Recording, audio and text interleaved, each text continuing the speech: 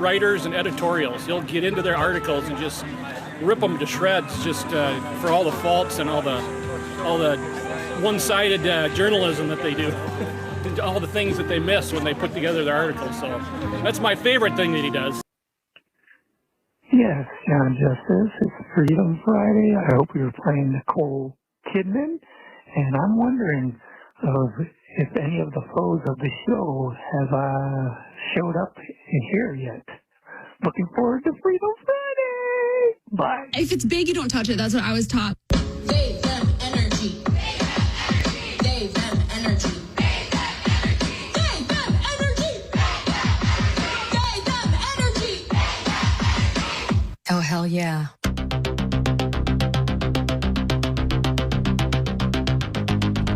Don, you're a total rock star. Love you so much and love the talk radio audience all throughout Minnesota. You do such a great job. I'm a big fan. I think they vastly underestimate human horniness. He speaks through static waves at dawn, a voice that lingers when night is gone.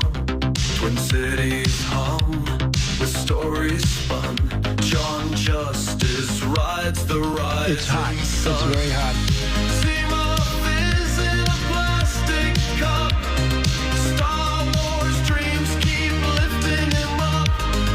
Costco Isles is sacred ground, where neon shadows spin around. I, as a heterosexual male, like the smell of women. Tune in to laugh at these morons.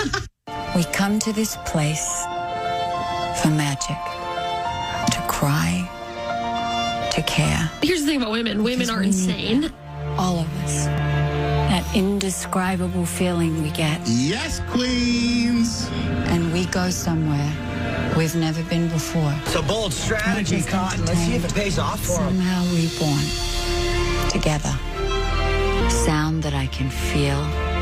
Somehow, heartbreak feels good in a place like this. You're fascinating to Our heroes feel like the best part of us. And stories feel perfect and powerful. Because here, they are. I traveled all the way to Wisconsin. Get it started in here.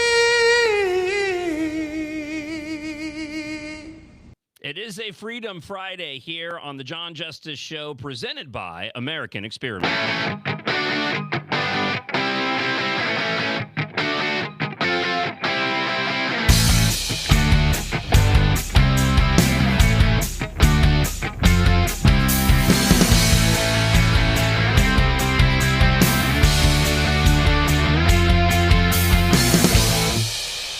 And the blasts are already rolling into the blaster line, 612-584-4565. If you want to email me at any point during the show this morning, john.justice@americanexperiment.org. We made it to Friday.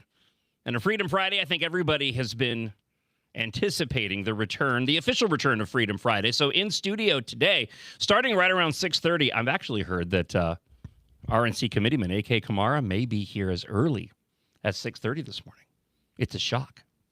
Producer Isaac is here. Isaac, that doesn't happen. That doesn't happen very often. Usually there's a time when AK says he's going to show up, and then there's the actual time that AK Kamara actually shows up. So I respect that. I think he's very, very excited for Freedom Friday. Max Reimer should be joining him, Representative Max Reimer, shortly.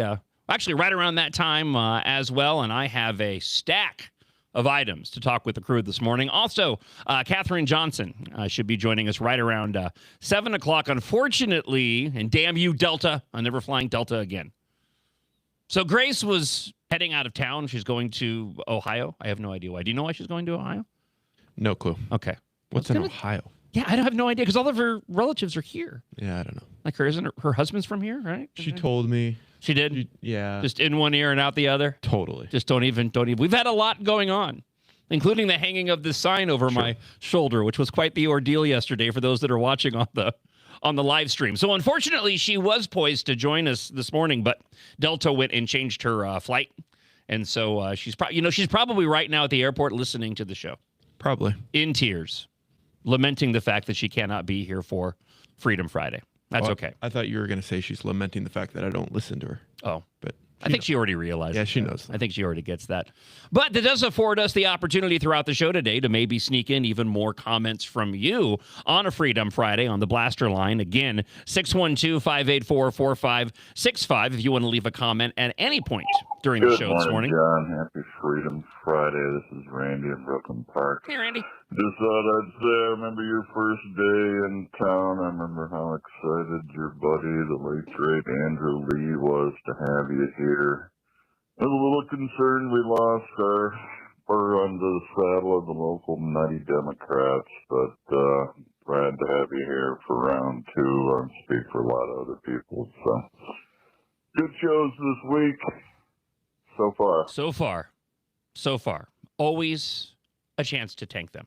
Remember, you can listen live at AmericanExperiment.org. You can also listen live on the MixLR app. Those podcasts after the show are available there on the app as well, along with all of your podcasting platforms. Some people have been having difficulty finding the show via podcast.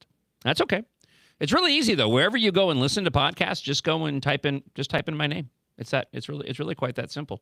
Just type in John, J-O-N, Justice. You should find it there. You were also streaming the show live if you'd like to watch at the @MN Think Tank X page and also on YouTube and Facebook, both Center of the American Experiment and my personal pages is where you can go watch the show. And, of course, when the show wraps up, those videos are posted so that you can watch the video and the entirety of the show post-show in case you missed any portion during the week.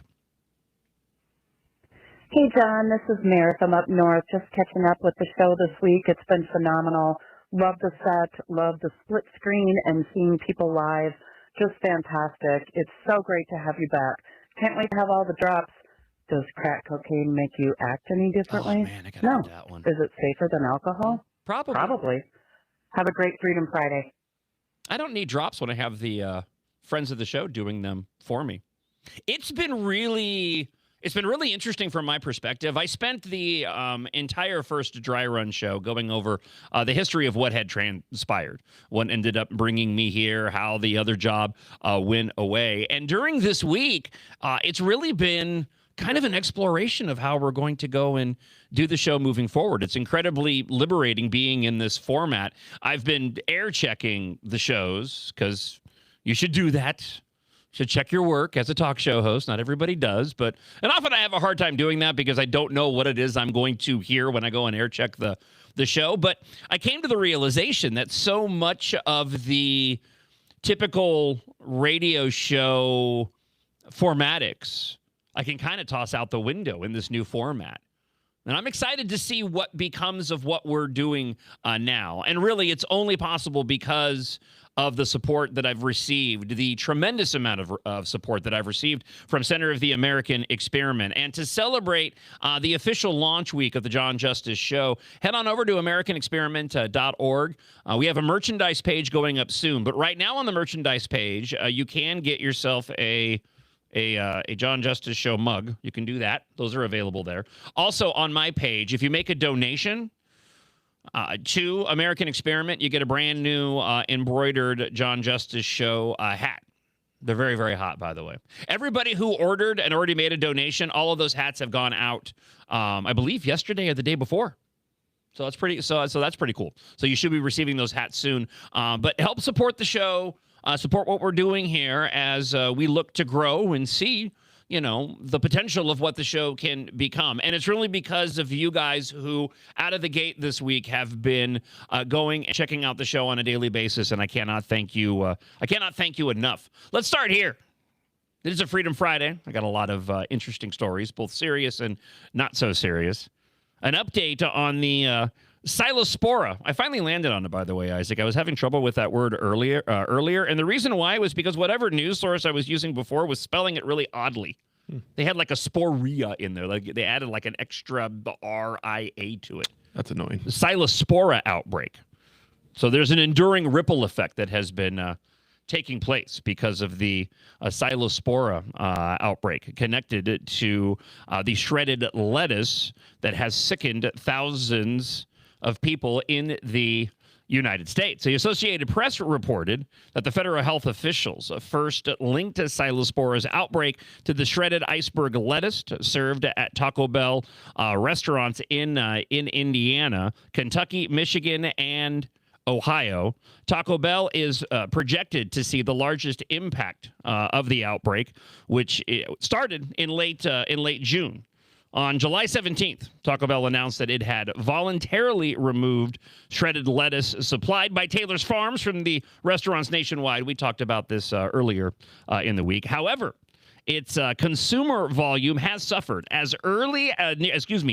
Nearly a week later, on July 23rd, Taco Bell experienced a dip in customer traffic at 21%, which is lower than the average across the U.S., the AP noted.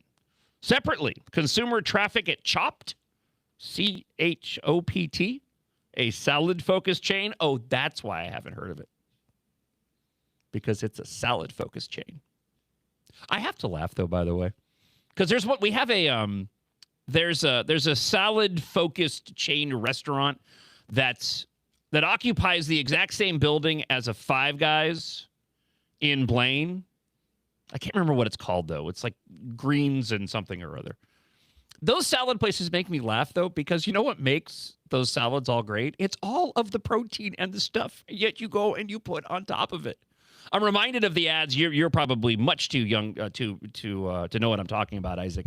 But when I was growing up, we had the PSAs that would go out. They had like Schoolhouse Rock. I'm sure you're familiar with Schoolhouse Rock. Yep. But they also had ones that were regarding condiments on your food. And there was a whole song, "Don't drown your food in ketchup and mustard and goo," or something like this. Meaning you don't want to go and just, drown your food in sauces and all Sure. that. Of course, as a rebellious teen, I did exactly that. Well, I mean, that's what made it taste good. Screw you. I'm only getting the chicken fingers so that I can get the buttermilk ranch. I would drink it right out of the container if it was socially acceptable. Not saying that I have, though. Anyway, Chopt, that salad-focused chain that sparked the tangent I'm currently on. 105 locations. They need to do a better job of advertising. I assume they're just simply not available in Minnesota. That's my guess. Okay. They had a decline of 12% as well. M Science, another market research company, determined that the weekly spending at the salad chain Sweetgreen fell 10 percentage points. Compared to 2025. Okay, so why am I bringing all this up? Because I thought it was funny. Taco Bell is trying to win back customers. So they've been doing a bunch of specials. So last week they offered $1 enchiritos in a bid to win back customers after experiencing double-digit traffic decline following the outbreak. Source to that lettuce. So Taco Bell was my go-to for the longest time. Like once a week driving home from work, I would, doing that thing with my fingers, reward myself with Taco Bell. It's funny, though, because I don't know when it was, and I did not change my ordering habits, but there was a moment when I was driving home because it was a luxury. I was buying a few items, usually a bean burrito with extra cheese, sour cream and no onions. Sometimes I would get items off the breakfast menu, but usually involved in that was some type of quesadilla, either a breakfast quesadilla or a chicken quesadilla, because they would do lunch in the afternoons. And Taco Bell is not a sponsor, so they're getting all of this for free, by the way. And then usually I would grab like one more lesser item.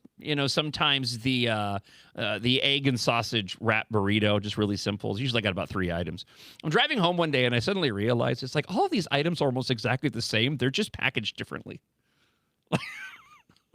Like my, like if you get a quesadilla and then you get a chicken burrito, it's just one's like a tube and the other one's flat. Do I care? No, because it's tasty.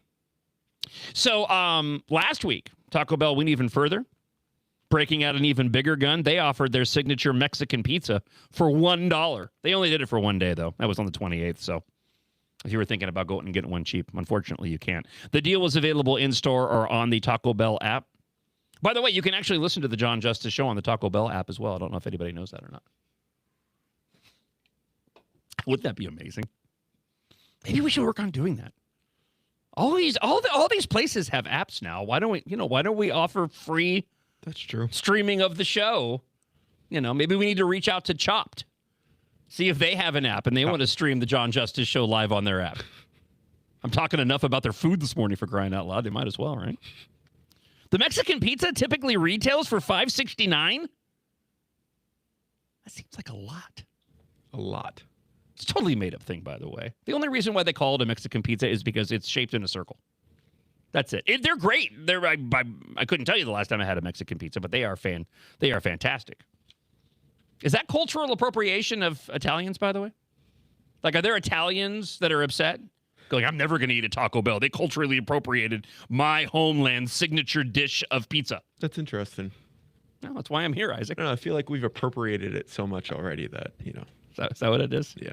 Or is it a wash because because the Mexican pizza is already considered like a minority fast food? It's already committed the sin. So therefore, they're allowed to culturally appropriate. Okay. Yep. Customers who join the rewards program can also claim a medium drink for $1. I never found the drink promotions at any of these places worth it. Like whenever somebody's going to give you a special and they toss in a free drink, I just kind of go, it's just a drink. I can just have water. Give me something. Oh, that's a bad take. Give me something tangible. Really? You think that's a bad take? Yeah. You like the free drink promotion? Yeah.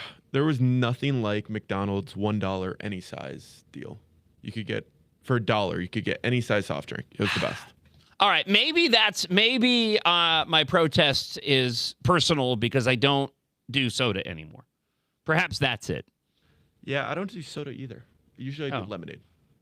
All right, then I don't know what you're talking about. Yeah, I can't get behind you. I like a good lemonade. Do you? Yeah. We do bubblies. We do. We do. We're a bubbly or sparkling water type family. We are giving way too many companies free promotion right now. Well, I want to get advertisers on the show. Yeah. All right. Tell them to email. Yeah, we haven't heard. The talk back from earlier was like, have you heard from the foes of the show yet? I haven't. I'm waiting. I know they're out there. They're still trying to find the show, too.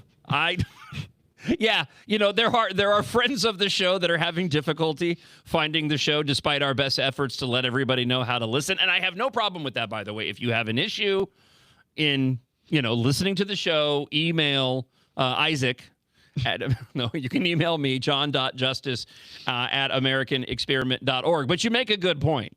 Like, if there are intelligent friends of the show having difficulty finding it, despite all of our efforts to make sure that we gave everybody enough places to go and listen to it, I imagine the foes of the show, they might never make it. They probably destroy. How many keyboards have been destroyed at this point in time? I can't find him. Where is he? I want to listen because he makes me so angry and I can't quit him. Let's go to the blaster line.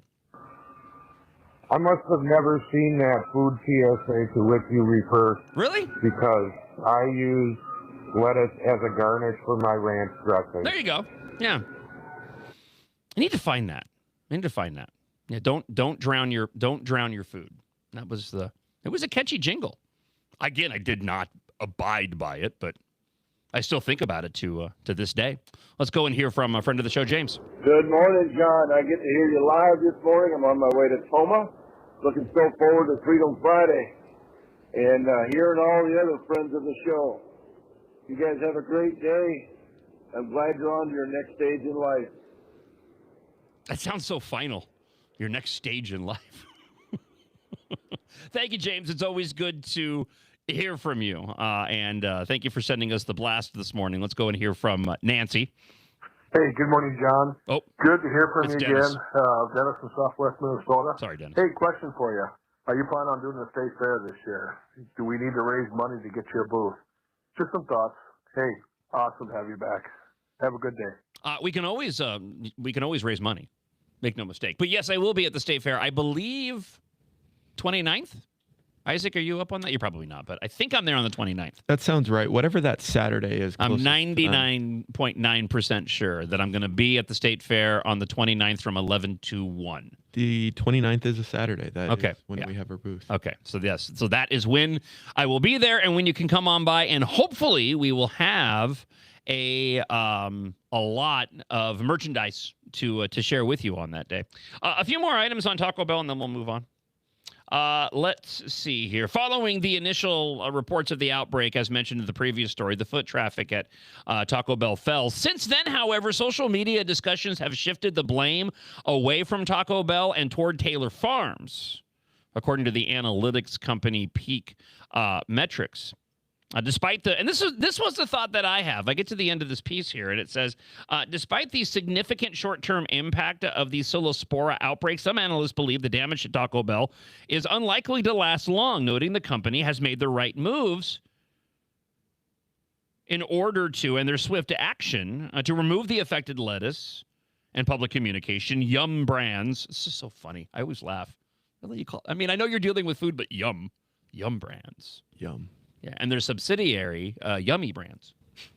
Yum Brands reports its second quarter results on July 30th and will likely provide more color on the impact of the outbreak had on Taco Bell. And yeah, they actually did better. That was my thought with this whole thing, is that it was short-term loss, long-term gain.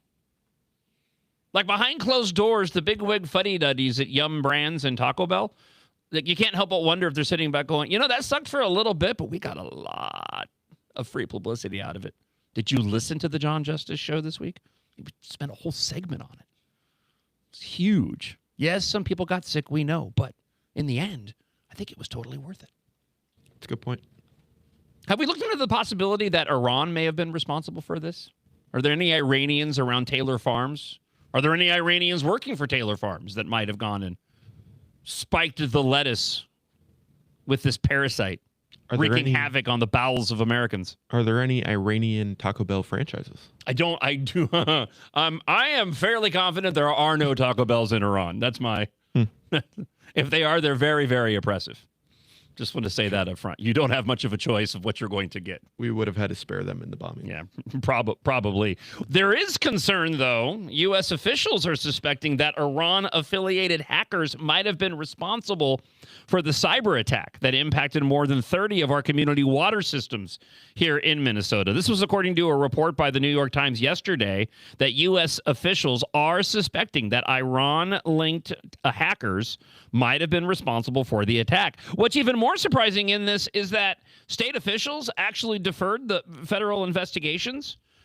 The state officials actually deferred the investigations to the federal investigators, stating that they were best positioned to assess the actors. I'm just shocked that state officials said anything nice about the federal government under Trump at all. Hell hath frozen over. Surprised there wasn't a statement by Attorney General Thief Ellison or Dim Walls saying, we don't trust the assessment of the U.S. government. We think it was Republicans. That would have been my expectation. This week, state officials reported technology for the water systems in about 36 Minnesota communities had been targeted in the coordinated cyber attack. As of Tuesday, state officials said they were not aware of any municipalities that were asking residents to alter their drinking water usage. So you were looking at Plymouth, South St. Paul, Maple Plain, and Brom. All four cities said disruptions were either minimal or mitigated in the aftermath. Speaking of Iran, though, I have some good news for those of you that are wanting a major strike on Iran, a decisive strike on Iran. We may be heading that direction, according to reports overnight. President Donald Trump is apparently is considering and has been presented with a military option to doing that thing with my fingers, go big. Go big or go home, and escalate the strikes on Iran.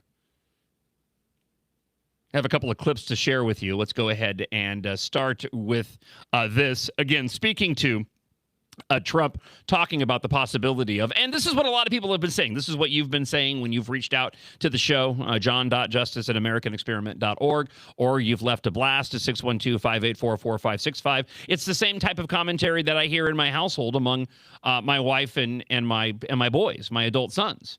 It's like when we hear about these renewed strikes or a deal falling by the wayside, it's always immediately followed with commentary from the people around me going, can we not just go in there and end this already? and just take care of this regime? Well, it looks like that we may be heading that direction. The president has been presented an option by the head of CENTCOM to go big and escalate strikes. According to the Wall Street Journal, the idea behind Admiral Brad Cooper's high-end option is to go beyond the smaller retaliatory airstrikes that have done little to deter Tehran from threatening ships in the Strait of Hormuz and lobbing missiles at American forces in the region by sharply escalating the war, according to people familiar with his thinking. CENTCOM says last night, forces successfully completed a heavy wave of strikes against Iran in response to yesterday's attempted missile attacks on U.S. forces. The strikes aimed to further diminish threats posed by Iran and its proxies to American forces, commercial shipping, and neighboring Gulf countries. And this all really could turn into a much broader world war if this Reuters report is true about China getting ready to sell Iran tens of millions of dollars worth of shoulder-fire missile launchers built to take out helicopters and fighter jets. President Xi told you that China would not give or sell Iran any weapons. And there's a new report that Iran's about to get 400 rocket launchers from China going through Pakistan to Iran. Well, that would be surprising. I mean, things like that happen, but that would be surprising. He told me very strongly he wouldn't partake, and he knows I'd be quite disappointed. And when we asked the president about this last week, he said that it is his opinion Xi and Putin are not helping the Iranians in this war against the U.S. right now, based on chats that he has had with them. But we also know it is the opinion of some others in the administration in very high levels that China and Russia are at the very least enabling Iran right now. I don't particularly care for the terminology in those reports of say people who are familiar with his thinking. What does that exactly mean? I mean, having a quote, an anonymous source coming out and saying, and listen, it's really neither here nor there. I just wanted to address it because I never have, and it always drives me nuts. Saying, according to anonymous sources close to the president. Okay. But then you have, according to people familiar with his thinking. It's just kind of a fancy way to say, yeah, somebody overheard Trump talking about it. I don't know. Maybe it's a little petty on a Freedom Friday. I have more audio commentary, including, I talked yesterday regarding Iran. I got a couple more items regarding Iran, including yesterday when I was laying out the difficulty of doing something decisive. Getting proper context on the geography, the size of Iran being about a third the size of the United States, and how the military and the different factions within Iran are so divided. And a lot of them are basically conducting their own military activity apart, absent from the central command in Tehran. And I actually have a comment relating to that in just a moment. First off, though, I do want to go back to the blaster line. 612-584-4565. We have a comment about the water hacking. Hey, John and Isaac. Great to hear you. About a week and a half before these Minnesota towns had their issue with their water systems being potentially hacked, a western Wisconsin town had a water shortage that was sudden and significant, and some residents had no water. Plus, when the water came back on, it had been so low they had to boil water. And then the local medical facility also lost its electronic medical records, so it was all happening at the same time. And we've not heard how such a large coincidence could have possibly happened all at once, but I'm suspicious of the reason. There's a news cycle phenomenon that takes place, and I feel like it's starting to happen now.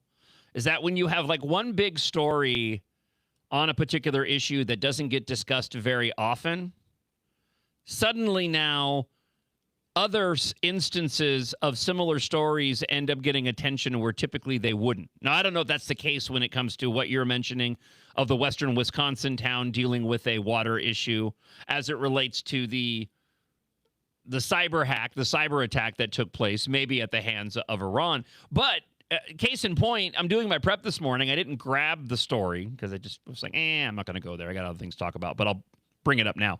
Apparently, the Disneyland theme park in Southern California, they had to shut all their bathrooms and restaurants down because there was some like massive water break in the city, which is devastating for a place like Disneyland. One, because you can't really bring in your own food, so you got to eat what's there. It's stupid hot as of late, I know, because I was there a couple of weeks ago and it was ridiculously hot. Plus, you need to go and use the restroom. You're going to be in big trouble. There are no Mickey Mouse outhouses at Disneyland, at least not that I'm aware of. All right, back to the possibility of going all in. General Jack Keane was on Fox News yesterday talking about the potential of this larger attack, saying that it could actually be bigger than the beginning of Operation Epic Fury was. And do we still have a realistic option to accomplish our assigned objectives if we can't do it through diplomacy? I think we absolutely do. and what that is returning to major combat operations, combined operation, certainly with CENTCOM and with the Israelis. They're both ready and prepared to do that. And what would that look like? Well, it would be actually bigger and more comprehensive than what Epic Fury has, because we have more targets through intelligence to take care of, and we also are at full magazine depth to deal with those targets. So it would be an all-out attack on their weapon systems, drones, missiles, whatever's left of their nuclear enterprise, IRGC, their units, and also their leaders. We would go after very heavily their energy and economic targets, oil and gas infrastructure, as an example. Isolate the country, roads and rails leading to border countries, seaports and airports as well, and sort of militarily quarantine the country. And then we would open the Straits of Hormuz and make certain it stays open, and finally conduct covert operations. After this operation, I think, and what I'm describing to you, and there's only a piece of it, can't get into all the details here, but it would be so comprehensive that it would likely put the regime on a path to its eventual collapse. See, this is why I still have a difficult time buying into this commentary that we've depleted our stock of missiles and ammunition. Friend of the show, Pat, mentioned yesterday that could just be a talking point by the administration to throw those that we're going after to stop their ability to wage war sort of off the scent. I just have a hard time believing that with the resources that the United States has, with how large the military industrial complex is, that we would actually go and run out of those resources. And it's interesting, too, on that note, because that commentary, that narrative has kind of died off over the course of the past 36 hours. One more clip that I wanted to share. The brave soul that he is, Trey Yingst, talking about the real problem with Iran. And this plays into what I was mentioning yesterday and updated you on this morning. And that is the groups, the factions within the Iranian, their own military industrial complex, and just how fragmented they are. Here's Trey Yingst from Fox News. Inside of Iran, one, the relatively more moderate voices. We're talking about Abbas Araghchi, the country's foreign minister, Mohammad Khalibaf, the country's parliament speaker. But it's the IRGC that is ordering these missile launches against U.S. forces in the region. And if they can't rein in the IRGC, there's really no point of a deal because it won't be agreed to. It's the stuff of movies. So I'm thinking of Sum of All Fears, the Ben Affleck, Jack Ryan film. And then this also happened in, Crimson Tide. In Crimson Tide, you had a rogue Russian faction that got their hands on the nuclear missile codes and nuclear submarines that was causing all the consternation in the film. And then in the Sum of All Fears, you ended up having at the end this attempt to spark a World War III through the detonation of this nuclear weapon. I'm just spoiling the whole movie, but if you haven't seen it by now, that's on you. Wherein they went and attacked the Super Bowl. And therefore, this was an attempt to spark this world war. And there was a faction of Russians in that film that were in on this and operating on their own as well. So we'll certainly be keeping an eye on this. And as I said, maybe a lot of our desire for a decisive blow against Iran, it might happen soon. I'll share just, since it's a Freedom Friday, I want to share one little more anecdotal story on a completely different level, but it popped into my head in all of this. I had to have I raced BMX bikes when I was a kid. Did so for several years. And then I quit for a couple of years when I reached sort of my teen years, and I was going out, to the club, trolling for women. And I got back into it when I was 19 years old. And in training to get back into it, I ended up wrecking. So I was practicing at a track. I overestimated the track, one of the first tabletops on the straightaway. I ended up crashing, hyperextended my knee, and I had to have reconstructive knee surgery. So I had a cast on for like 3 weeks, and when they took the cast off, my leg had just shrunk. It was just this shriveled stick, okay? And it was completely stiff. Like I couldn't move it at all. And they said, well, because of the scar tissue and the extent of the surgery, this is what is, this is going to take some therapy to work your knee through, right? You should appreciate this. You're into sports, Isaac. So I jokingly said to them, I said, hey, can you guys just not knock me out and break my knee loose and take care of this all in one decisive move?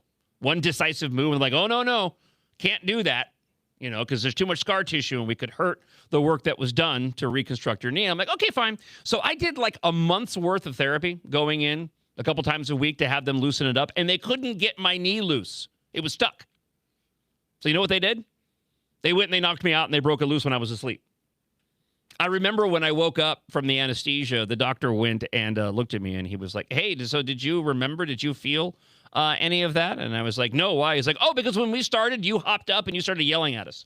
Because I guess they were using the anesthesia that makes you go and forget. See, it's just like the Iran story, right? First, they say, right now, we've been doing therapy, targeted strikes, not getting the job done. So soon, we just need to go in there and just break that sucker loose. Make it happen. I was wondering how you're going to tie that in. Yeah, was it? Yeah. I almost forgot that I needed to actually find an ending on that story. That was pretty good. I almost thought for a moment, I think I may have gone too far, and I forgot the whole purpose of why I was telling that story in the first place. How do I land this? Good morning, John, and happy Freedom Friday. Oh my gosh, what you played in the beginning was like, he's back. Oh my gosh, I am so looking forward to the show. And I've got to tell you, you know what I really like? I get an email from the American Experiment, and it gets me directly to the Mixler. All I have to do is click listen here, and it takes me straight to the app, and I get you just like that. All right, happy Freedom Friday, my friend. Great to hear from you. I believe that was Commander Kubi, if I'm not mistaken. And I'm going to take this moment on a Freedom Friday to welcome in veteran of Freedom Friday, representative to you, the people, Max Reimer. Good morning, Max. How are you this morning, sir? I can't believe we're here. There we go. Yeah. Hello. Yeah. We got him now? Am I here? There we go. I can hear myself. What's up, buddy? I'm here. It's good to see you. We're back. You're probably, of all of my, and this is of no offense to anybody else whatsoever, okay? I just want to say I'm the best. You can just say it. Well, I will say, you've been the most enthusiastic about this new venture of the John Justice Show. I mean, a lot of people have been excited, but for you, I know that every time in our group chats when it's come up, it just seems like you've been the most excited that we were able to go ahead and launch this. But it's great to see you. It's good to be here. Long time no see. It's been a little while. Obviously, we've been texting back and forth as this has come to fruition. But yeah, I'm thrilled. You look at all of the time that we spent together at your former employer. And you landing with Center of the American Experiment. The studio is incredible. I think this is a match made in heaven. Yeah.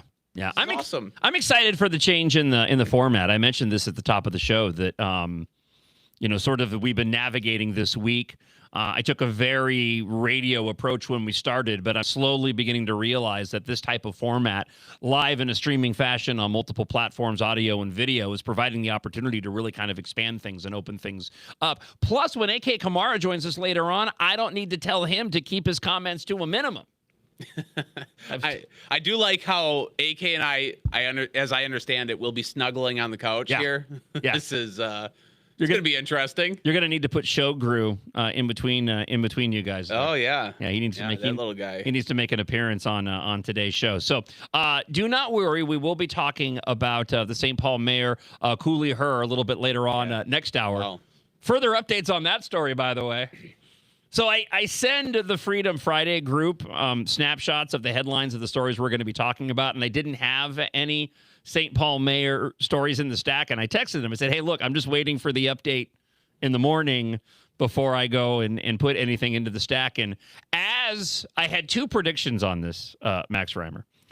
The one prediction was this would fall by the wayside and nothing would come of it. The other one was, or more allegations come out against Cooley Her, and she's going to have to answer for other individuals claiming similar, allegations as the St. Paul police chief. And it was the latter. It was the latter. It kind of got dark too. At first it was like, okay, Wiener Wednesday. That's kind of funny. Kind of benign. Yeah, wrapped in a blanket, we can laugh whatever. about that. Of course, St. Paul embarrassing itself again. And then it was like, ooh. The most recent updates have been kind of like, this is taking it a little too far. Yeah, so we're going to dive into that once we have the rest of our group in this morning. AK Kamara should be here at some point in time. I know he said he was going to be here by 6:30, but I figured that means more like 8. It's a different drive. It is. It's a different drive a down longer, here. A little bit longer. Not too bad. A lot of comments are rolling in for a Freedom Friday. If you want to leave a blast, 612-584-4565 is the number. Good morning, John. You're fascinating to talk to. Good show. You're fascinating to talk to. That's right. I deserved that from my story earlier. I just want to say that. Up front. I have one more military item to get to. The United States Army has reportedly been testing a new electronic warfare system that could potentially change the face of modern warfare. Max, my assumption here is that this U.S. Army is reportedly testing, now that we're hearing about it, is that more than likely the U.S. Army has been using this for quite a while, and we're just now hearing about this particular device? Yeah, this story, it's interesting because it reminds me of remember the Maduro raid where we found out about the vibration weapons they were using, and you had these like security guards who were going on record about the whole Maduro raid, and they were saying like basically felt our inside shaking and we were paralyzed. It's like, wow, how long have we been using that? Well, and this sounds like it might be something similar. They're calling it the Hammer of the Gods. Oh my God. Okay. I mean, Trump named that one himself. Or Pete did. Yeah, Hammer of the Gods. That's sick. Yeah, the Hammer of the Gods, right? Yeah. I don't know. It's a bit over the top, but I would rather have that than a designation of, the RZZ like 2000. The 49QX weapon. So it works by scrambling the navigation systems of targeted weapons and doing so without detection, so they cannot strike their intended targets from a distance without revealing themselves. So the most recent test, which occurred during the Project Convergence Capstone 6 experiment in mid-July. Yeah, everybody's familiar with that, right? Yeah. Yeah, it's just I heard about that. Yeah, they were just talking about it in the hallway yesterday. I believe all the interns were huddled around talking about the Project Convergence Capstone 6. Much better than versions 1 through 5. Just want to point that out. It marked the first time that they had tested the system at sea. Again, I think they've been using this for a while. So the system uses a portable signal disruptor that emits radio signals capable of jamming multiple positioning, navigation, and timing signals as well. Those signal disruptions cause weapon systems that rely on that information to miss their intended targets and cause critical mission delays. There is a downside of some of the systems, though. And before I even read what the downside was, based on the description, I could already tell you what the downside was. Because you run the potential of doing that to your own equipment. Oh, right. You end up shut down your own stuff. It's like the end of Matrix Revolutions when they use the EMP and they knock out all the Sentinels, but then they also knock out all of their own military hardware as well. The general in that movie was very upset when they did that. Matrix Revolutions, that's a movie that I've tried to forget about. Oh, actually. see, I celebrate all 3 of those. Oh, do you? But that should not. You're in the minority, though. I love all 3. My boys love all 3. Really? As a matter of fact, Logan, my 24-year-old, he probably likes the Matrix series more than Star Wars. Really? Very interesting. Yeah, we could unpack that one for a while. Well, number 1 was revolution. Oh, yeah, in absolutely. filmmaking. Yeah. And then prevailing wisdom, if you will, what the critics say is that number 2 dropped off a cliff, and number 3 was like no one watched it. Oh, 3 is and then the more modern ones were both of those brothers who directed it became like women. Yeah. And there was a like heavy social agenda. Yeah, Resurrection was not that great. I own the Blu-ray. I'll watch it, but it wasn't that great. Revolutions, though. Oh, I love Revolutions. That's a fantastic film. That's a great. I'll have to revisit it. Great war movie. The action in that is just top notch. To the point, they say, downside of such systems has been that because they jam radio signals used by enemy forces, they could also jam friendly signals, leaving allies behind. But according to Fox News, the hammer of the gods circumvents that problem through the power of Thor's hammer. Literally. Nothing from anybody in the room. It's early. Somebody out there laughed. It's early. No, it circumvents that problem by simultaneously establishing a communication system that allows continued contact between friendly forces even after the disruptor has been deployed. Yes. So it shuts one down, and then they have a backup to go and take care of it. So experiments undertaken during operations such as, again, the very popular Project Convergence Capstone 6 allow the military to field test equipment in settings that better reflect the typical operational conditions. I don't know if you were listening on the drive in the Max or not, but there's talk now that they may actually move forward with a large strike, a decisive strike against Iran, which, again, most of the time when you talk about, a ceasefire falling through or, we're attacking again, the comment is usually, why can't we just go big and take care of them? And it looks like we may be heading that direction now. Hasn't it felt like we've done that like 3 times now? There's been some kind of big thing that we're supposed to do, and then a deal is supposed to get done, and then a deal is done, and then it's not done. I said when we were on the radio, I said that we really had this summer to kind of decide this war in Iran and then have the economy recover and try to like focus on domestic issues. It feels to me, and I'm no military expert, I happen to like a lot of the people who are currently in the administration when it comes to these foreign conflicts, but it seems to me like it's getting away from us a little bit, John. That's how it feels to me. Yeah, so I've been following this closely. Just because I find the whole thing really, really interesting, even beyond talking about it on the show. I just have an interest in this. I mean, when we're engaged in this type of military activity, it certainly grabs my attention.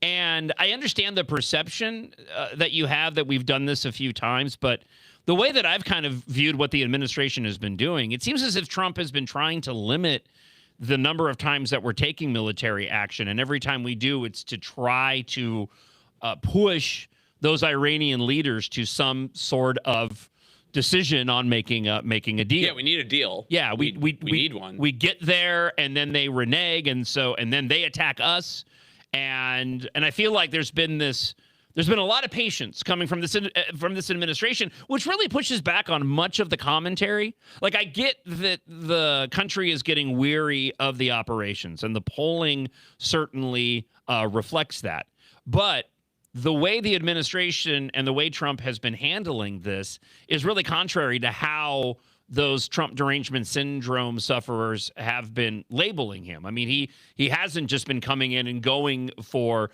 regime change and having us come in to nation build. It seems like they're trying to do the right thing, and we're again at a point where their patience may be running thin.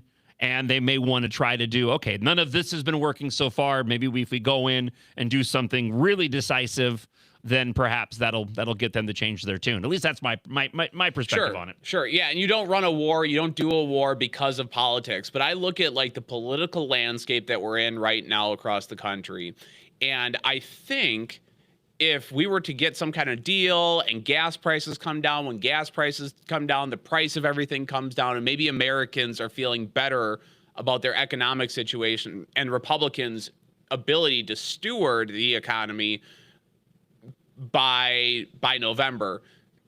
That said, because we're in this conflict and because we have the type of Democrats that are running across the country, I just read that this Maine guy married his cousin. Oh, we're going to get to that. Yep, I got it in the stack. You look at like just the loon bats that the Democrats are running right now. It's like, man, what a moment if we could somehow reestablish that we're focused on domestic issues and the economy. If we can get back to those talking points, I think it's going to be a boon for every candidate who's running for Congress or U.S. Senate or even down to the Minnesota level in the state House and state Senate. It just seems to me like we're getting in a quagmire here that there is no easy out. And it seems like you had mentioned like Trump is not doing nation building. I so appreciate that. But we're almost working in half measures, it feels like. We're not willing to do some kind of big military excursion, and we're also not willing to just totally pull out and let Iran take control of the strait again. And when the prices of gas increase, the price of everything increases. And I'm rambling a little bit, but I'm hoping that we can get back to a point where we're focused on the economy and domestic issues. Well, only because you said You're that. fascinating to talk to. Yeah, I am fascinating. I want to revisit moonbats in just a moment. I made a note of it. Let's go back to the blaster line, 612-584-4565, if you want to leave a comment for the show. Good morning, John. Andy from East Bethel, and I'm so excited to have you back on the airwaves. And I never thought I'd say it, but hearing they, them energy this morning actually made me smile. And thank you for playing Jack Keane, two of my favorite people to listen to for current events, John Justice and Jack Keane. Have a great weekend. Aw. Oh, there you go. I'm in good company. I've had a new concern as of late regarding the moonbats that you refer to. Because, so we saw how close Plantner, and we'll get to that story here in a moment. I want to talk a little bit about what broke with Spain and kind of couple it with the conversation with Iran. And I know AK will be arriving here shortly.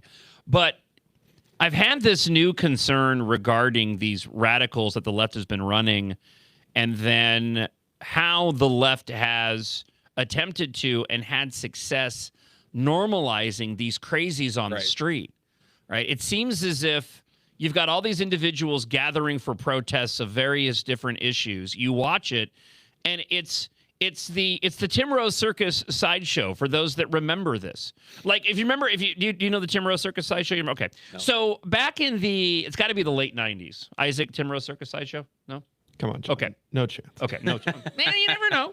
So the Tim Rose Circus sideshow was this group of individuals that were exactly as they are described. It was run by this guy, Tim Rose, this dude that was tatted from forehead to feet, right? Okay. Big gauges in his ear. Everything was pierced. I think his tongue was split. It was one of these guys. That. One of these guys, right?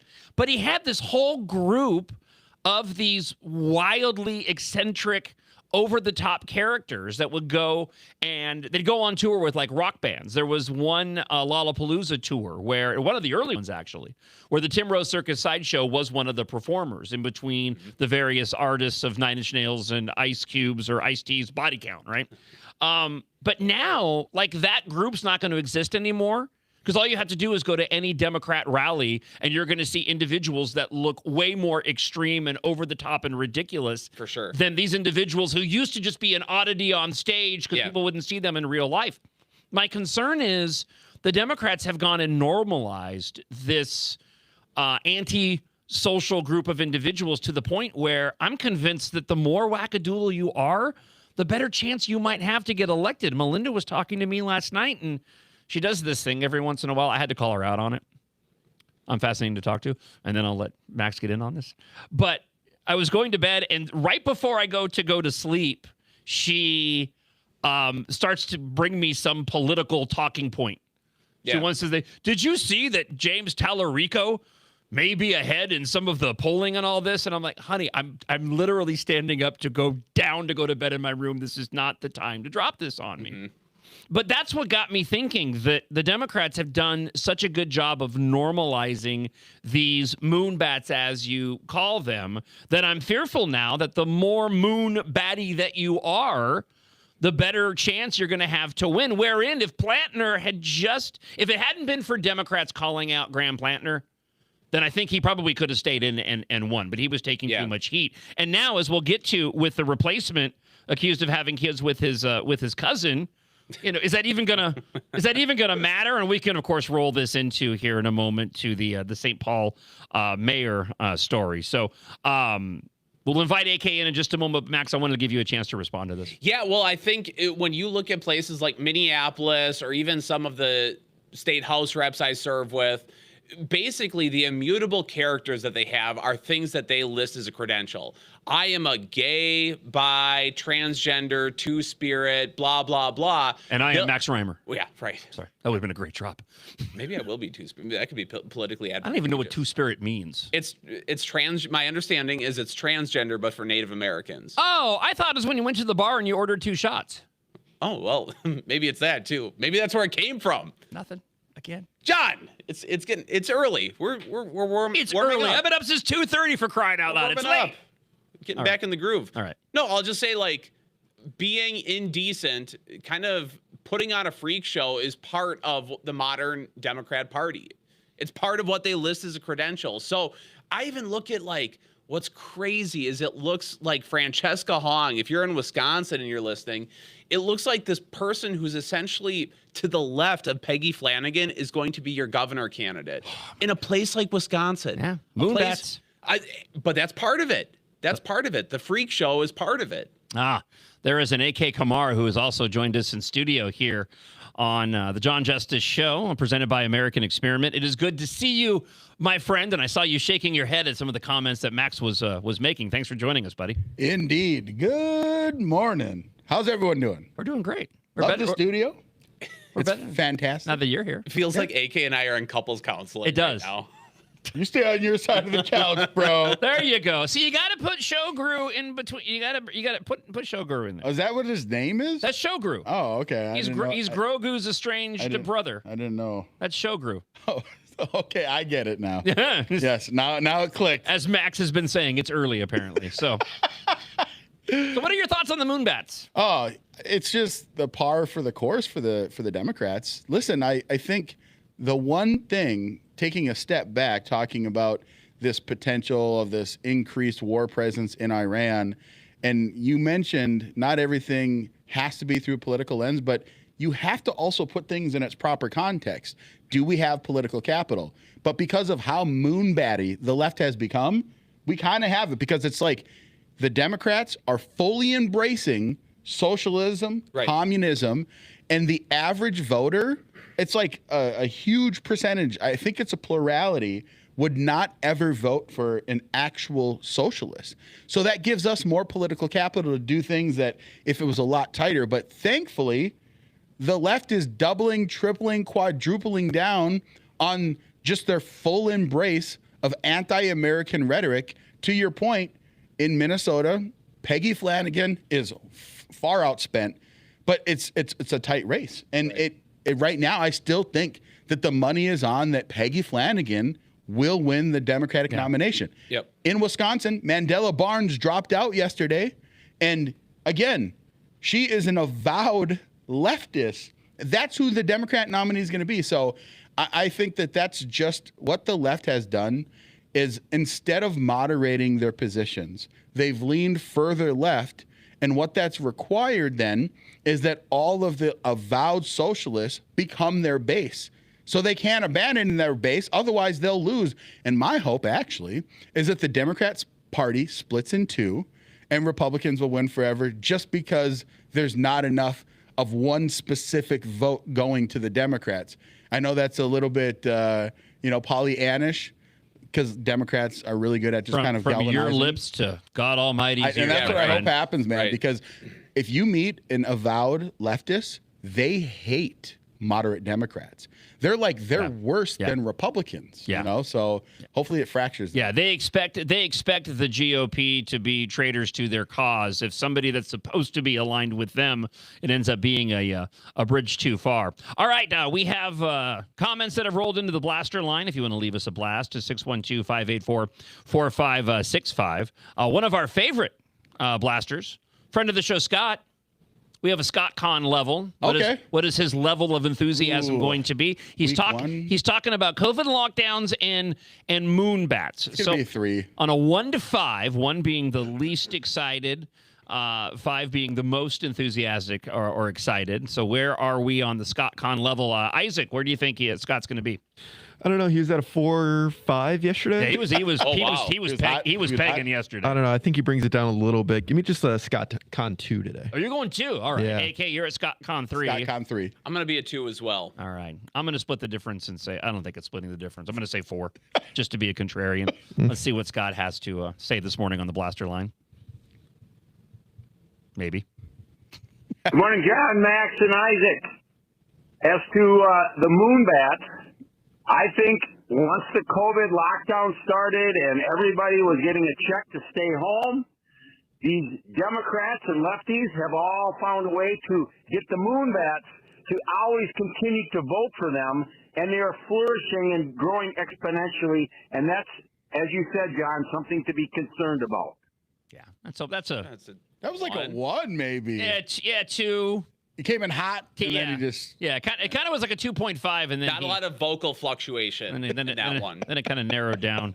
He's right, though. A little bit. So. He's right. COVID, with all this Fauci news, a lot of that stuff was being drummed back up within me. Like, how did I feel in 2020 and 2021? And he's so right. COVID, the whole response to it, it broke society, and it broke these leftists. They have never been the same since. They've been more bold since then, and like their prescriptions to all of our societal ails have like gone even further left, and the boldness is what shocks me. Just the fact that they feel like they can run these candidates and normal society will vote for them is pretty shocking. Well, and to that, we talked quite a bit and played audio of the Anthony Fauci hearing wherein he invoked the Fifth Amendment, 111, 112 times or whatever. Yeah. Part of the issue, and I don't want to spend too much time on this, and as we head in here to hour 2 on the John Justice Show presented by American Experiment. I, of course, am John Justice. I'm glad you're with the show this morning. Remember, you can watch on YouTube and Facebook and the MN Think Tank X feed as well while you listen at AmericanExperiment.org or on the MixLR app. But we have producer Isaac, and we have Max Reimer, AK Kamara with us in studio, and Katherine Johnson should be here soon. But watching the Fauci hearing, seeing the comments from those that were hammering him, and Max, to what you were saying, a big part of the issue, because I completely agree with you, COVID did such devastation to the country in ways that I don't even think most people realize. We're not talking about it. We're not talking about it because of how divisive COVID was. And we should be having a conversation, especially, I'm seeing a smattering of this now, and I hope it grows, but I'm seeing a lot of conversations circling around how young people who have now sort of grown up post-COVID in the same way that young people had grown up post-9/11, they don't know how to communicate with each other anymore. We're having this crisis in the country of young people that just don't even know how to interact, and we need to start having a serious conversation about that here in the country, but unfortunately that's all mired in the divisiveness of COVID, and it's incredibly unfortunate, and I hope that changes in the near future, because if we can't talk about it, we're not going to be able to go and do anything about it. And one of the not talked about things that we just seem to move past, because a lot of the prevailing wisdom in 2022 and beyond was you have to move beyond COVID. You have to start talking about something else. You have to focus on other issues. Well, the stew of our government response to COVID, we printed an additional $6 to $8 trillion over the course of 2 years to pump into the economy. So when you see unemployment increasing, but yet stocks are going up, it's because we have all this freewheeling cash in the economy. It was the biggest wealth transfer in the history of the country, and we don't talk about the long tail effect of our economy on what we did 5 years ago. We are very pleased as she gets herself situated to welcome in the representation of the American Experiment podcast, Katherine Johnson. Good morning. Good morning. Well, good morning. She's here, I promise. Sorry, my fault. Go ahead, Katherine. There you go. Hello. It's so good to be back. I've been waiting for this day for so long. It's incredible. So many people have. so happy. No, it's been great. It's been great. And thank you to everybody who's left us comments already this morning. As a matter of fact, as we shift gears a bit, let's go ahead and go back to the Blaster line now that we have our entire Freedom Friday group in. If you want to leave a comment, 612-584-4565 is the phone number. Hey, good morning, John, Max. It's great to have Freedom Friday back. It truly is. But Max, I know you guys are going to get to it. The main guy didn't marry his cousin. That's sick. He only lives with her and has sex with her and has kids with her. All right. Only Ilhan marries her family. So happy Freedom Friday. Great to have you back. Yeah, I should have corrected myself. They are not married. Thank you for the clarification there. I'm glad that we cleared that up because it makes all the difference when it comes to this particular story. No, it's good to be accurate. I don't want to push back too hard. Yeah, they are not married. They just have children together. Let's go here briefly. So, Democrat U.S. Senate candidate Troy Jackson, 2 children with his second cousin, longtime partner Lana Peltier. According to the genealogical records first reported by journalist Steve Robinson. Jackson, a former Maine Senate president, became the Democrats' nominee after the party's previous candidate, Graham Plattner, withdrew from the race amid rape allegations. Can we... Okay, hold on. Let me just stop. Yeah. Hang on. That headline. Yeah, just stop. Time out. Other than that, Mrs. Lincoln, how was the play? Flag on the field. Okay, you go through all of that with Plattner. You don't vet the next guy and go, can we just get one person who has a completely clean slate? We immediately go to the guy who had a legal relationship under Maine law, but in most other states, it just gives you the icks. Just icky. Just in your soul, it gives you an ick. Like, we are not in an era where there's a sparse population, okay? We're not in like some small hamlet in Europe where you already have slim pickings. We're the United States of America, 300 plus million people, and you have to settle on your second cousin?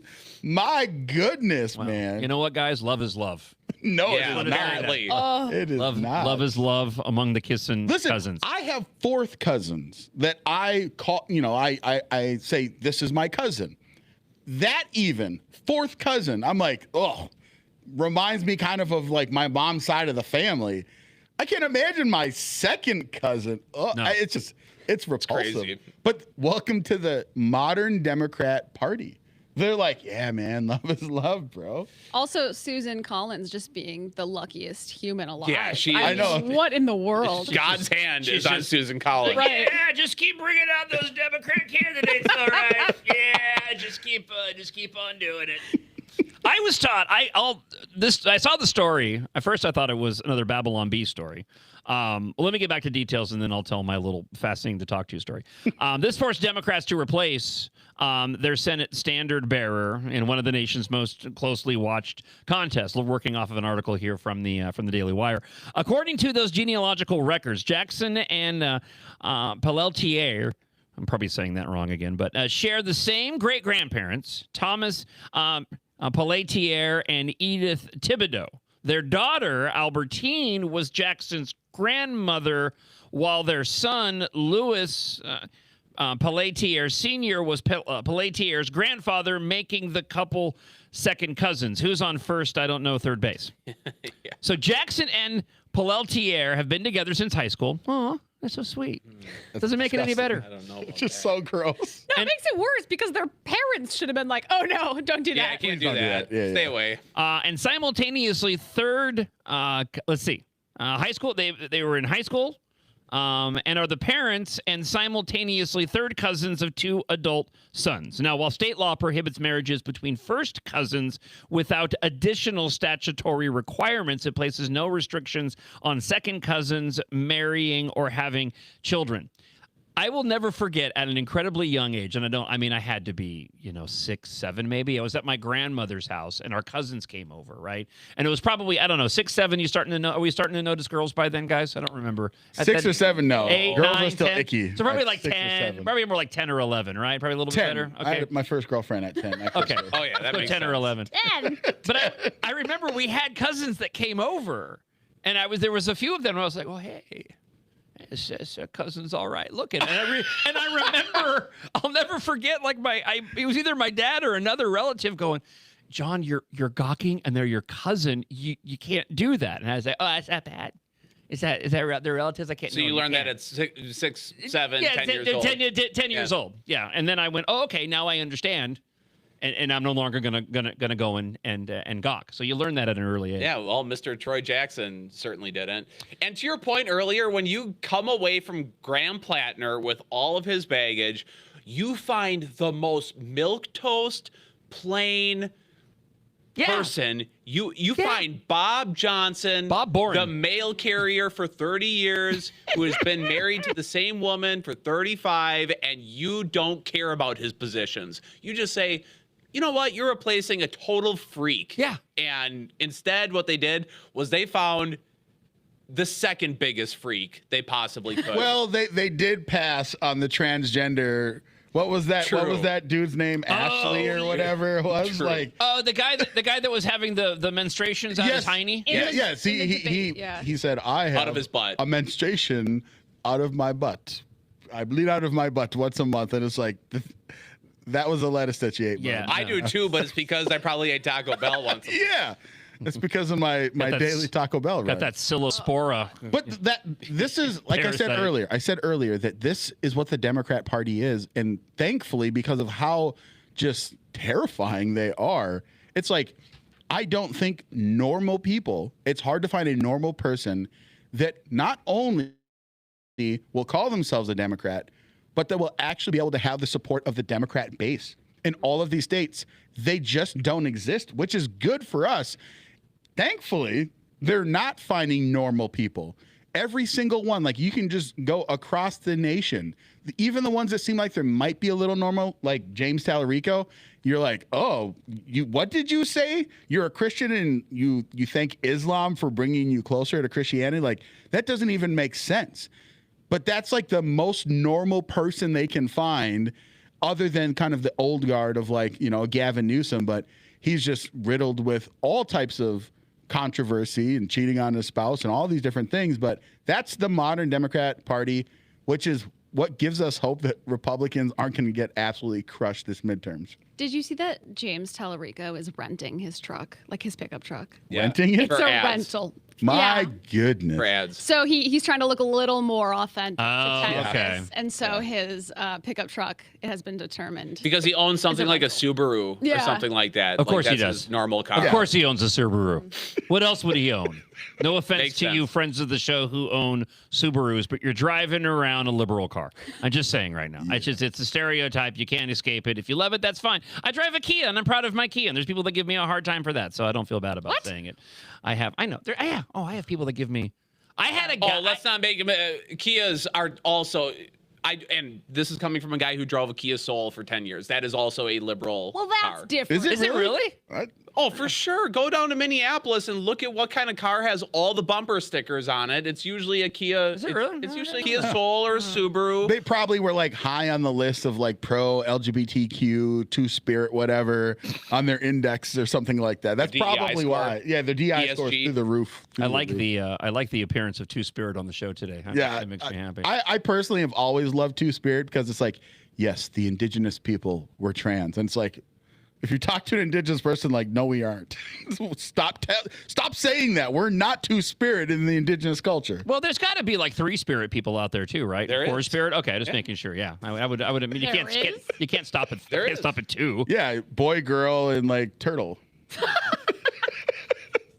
I do have audio of the replacement of Troy, the replacement candidate for Graham Plattner. Yeah, there's no doubt Graham, did a great job as far as getting people going. Very articulate, better than I am at that. But, what I've been doing, all through this is trying to make sure that people understand. All right, I'm going to pause it real quick. I don't want to be too mean. Is it just me or he sounds a little slow? He does sound slow. I'm wondering. I want to go to the further genealogy of his parents. What happened at this point in time? We're talking about Maine. He sounds like he's from like the deep south. Yeah. Like from, no offense to Mississippi, since they're beating us now when it comes to math and reading scores. That's right. But sounds like he's from Mississippi, but he's going to represent Maine. Real slow. Yeah, let's go back to that. You know, it's about the movement. It's about the issues. I mean, this is way bigger than any one person. Bigger than Graham, certainly bigger than me. You know, we have a chance right now because people are coming together like I've never seen before. And, you know, when I worked for Bernie in 2016, that was the most incredible campaign that, you know, I've ever been around. This is way bigger. I mean, people are coming out like crazy because they are upset. Hey, great show as always. Just on this cousin thing, I did have a family member who married their second cousin. They fell in love and all that before they even figured it out. But oh yeah, I mean, what happened? Yeah, what happens then?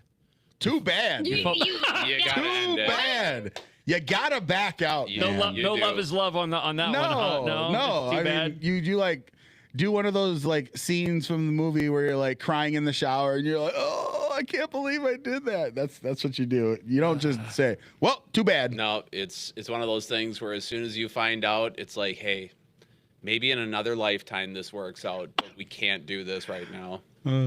All right, let's go here.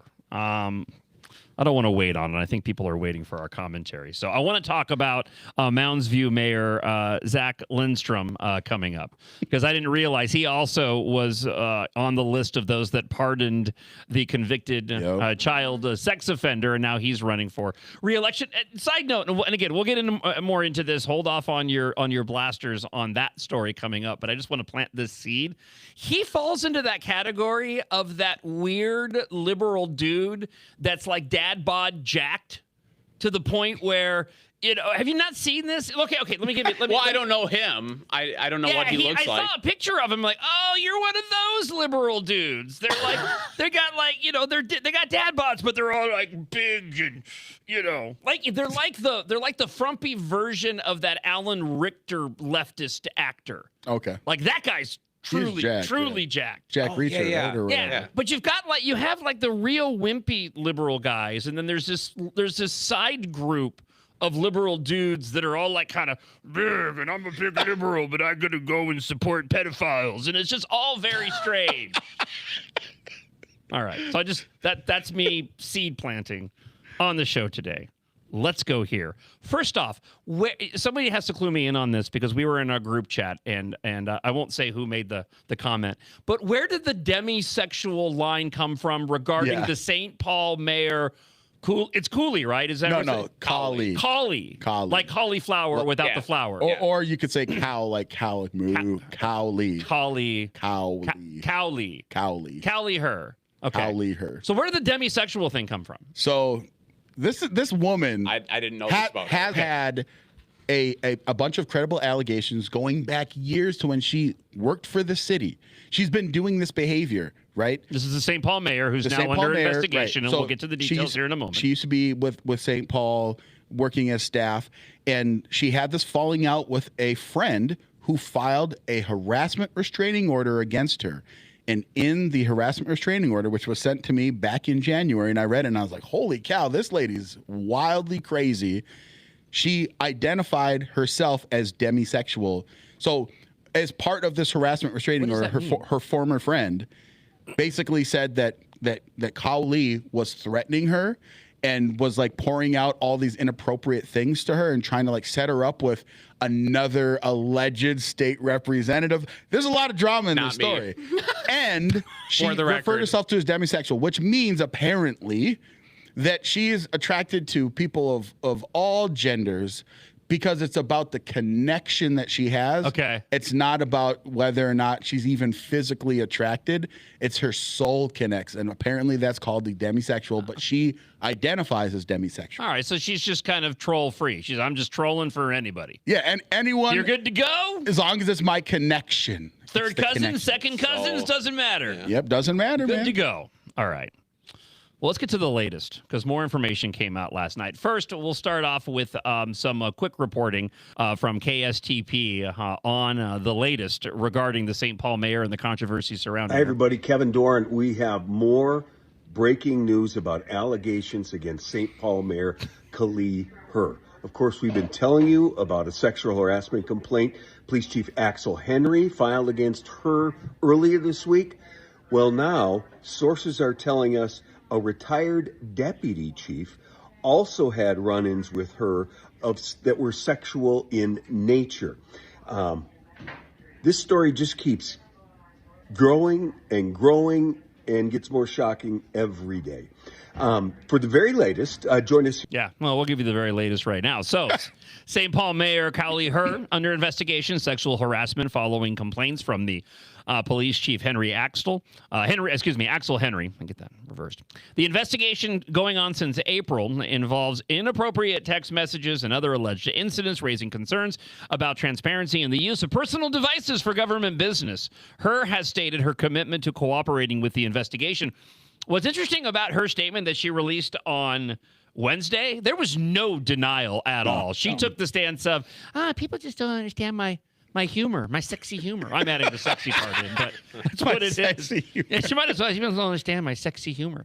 She needs to lean into it. If she wants to get out of it now that more people are coming out, she needs to just start leaning in. I'm a woman. I got needs. Who are you go and push back on that? I know. I'm just trying to figure out how they're going to navigate their way out of it. That. I think that's very good PR. I think a lot of it is like a little overblown, if I'm being honest. I think that she's clearly a little bit freaky, a little weird. A little. But I don't know. I was thinking the same. Okay, so for Wiener Wednesday, I laughed. Okay, it was really Wiener funny. Wednesday, I laughed, and clearly then everyone's in on it. Okay, but the it's story an that inside joke. came out yesterday about Cowley Herr making sexual noises and grinding up on these police officers, it's like, this is getting a little weird. So let's back up. Let's back up because you're right. I will say, was there a touch? Are we getting to a touching? No, yeah. So, that was some of the allegations. She's grabbing butts, man. So she's grabbing butts. She's grabbing butts out there. Grabbing butts out there. So Catherine, I think your view is going to change. I'm with you on the initial sort of surface level allegations, right? At first, I was like, all right, text messages, we're doing memes, Wiener Wednesdays, wrapped in a blanket, and all this stuff. But then when you get into watching individuals and then off to the side making sex noises, and now the further allegations, now we're running into trouble. So going back to the April 1st letter, just to get everybody up to speed for those that are just now arriving on a Freedom Friday here on the John Justice Show, presented by American Experiment, we do have Catherine Johnson, Representative Max Reimer, and RNC Committeeman A.K. Kamara in studio with us. So the letter dated April 1st from the St. Paul Police Chief. His lawyer, Chris Maddle, I'm going to say it again, that dude needs a documentary. Yeah, I love Chris. Shout out to Chris. How many just out there, cases has this dude He's had a year. taken on, man? It's incredible. Had a year.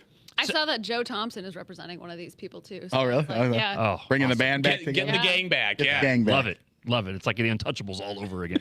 So the lawyer to the city attorney claims that Herr used one or more mobile phones to communicate inappropriate and indeed unlawful text messages. It includes what appears to be a screenshot of a message saying "Happy Wiener Wednesday!" ! Wish I was having and then a hot dog emoji with you all 6 today. A redacted picture is then included with the statement message saying, doing that thing with my fingers, when she wraps you up in her blanket after you gave her a good wienering with laughing emojis. Wienering, yeah. The Wienering. It's a new horror movie coming from A24. The Wienering. Yeah. That is allegedly just one of numerous inappropriate incidents involving her.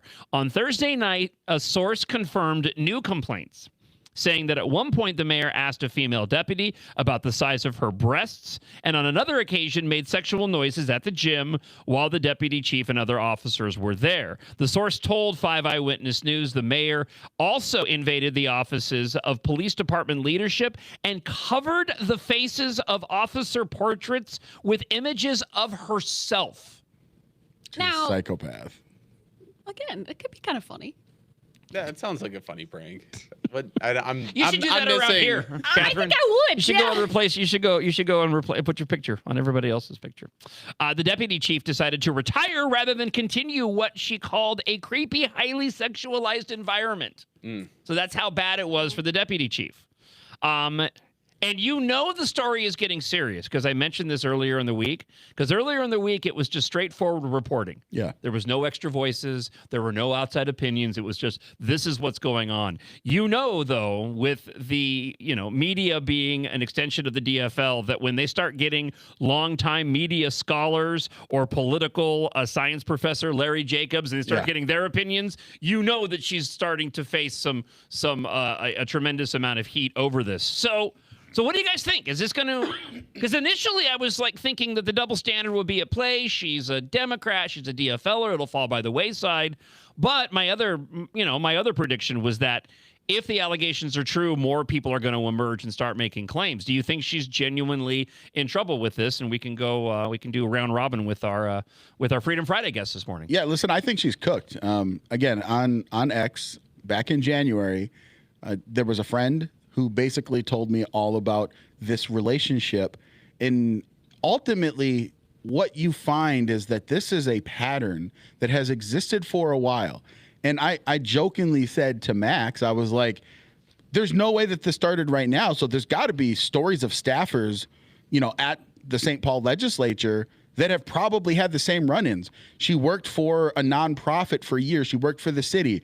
And I think that she's been doing this inappropriate behavior for the entire time because, she's a broken person. And let's just also be super candid. If she did not look like a foot, right? She's a very unattractive woman, okay? She's homely, okay?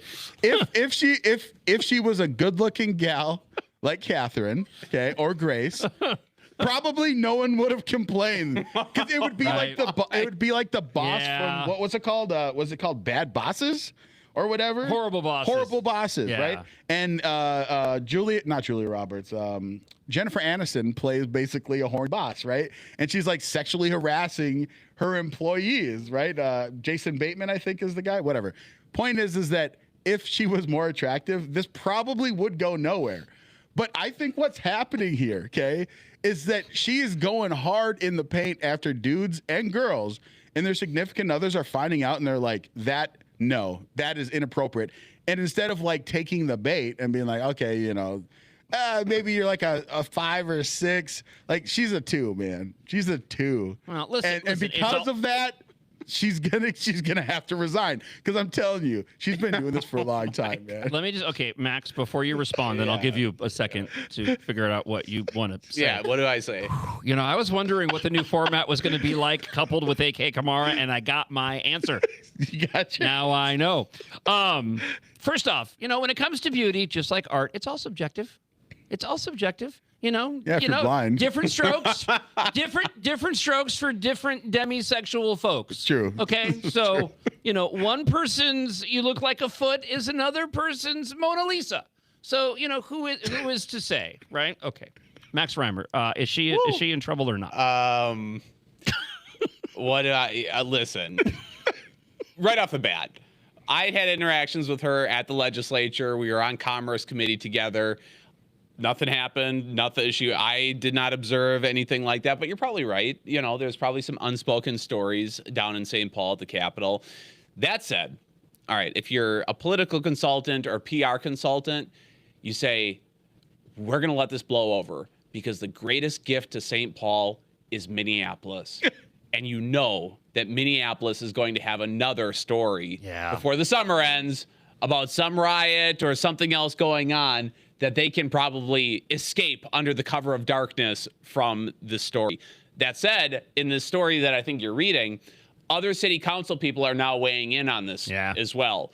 And the moment that happens, that St. Paul City Council is so petty and always at each other's throats that they smell blood in the water. They're going to continue to take advantage of this story. You're going to have more and more, I think, city council people coming out and saying, this is unacceptable, she must resign.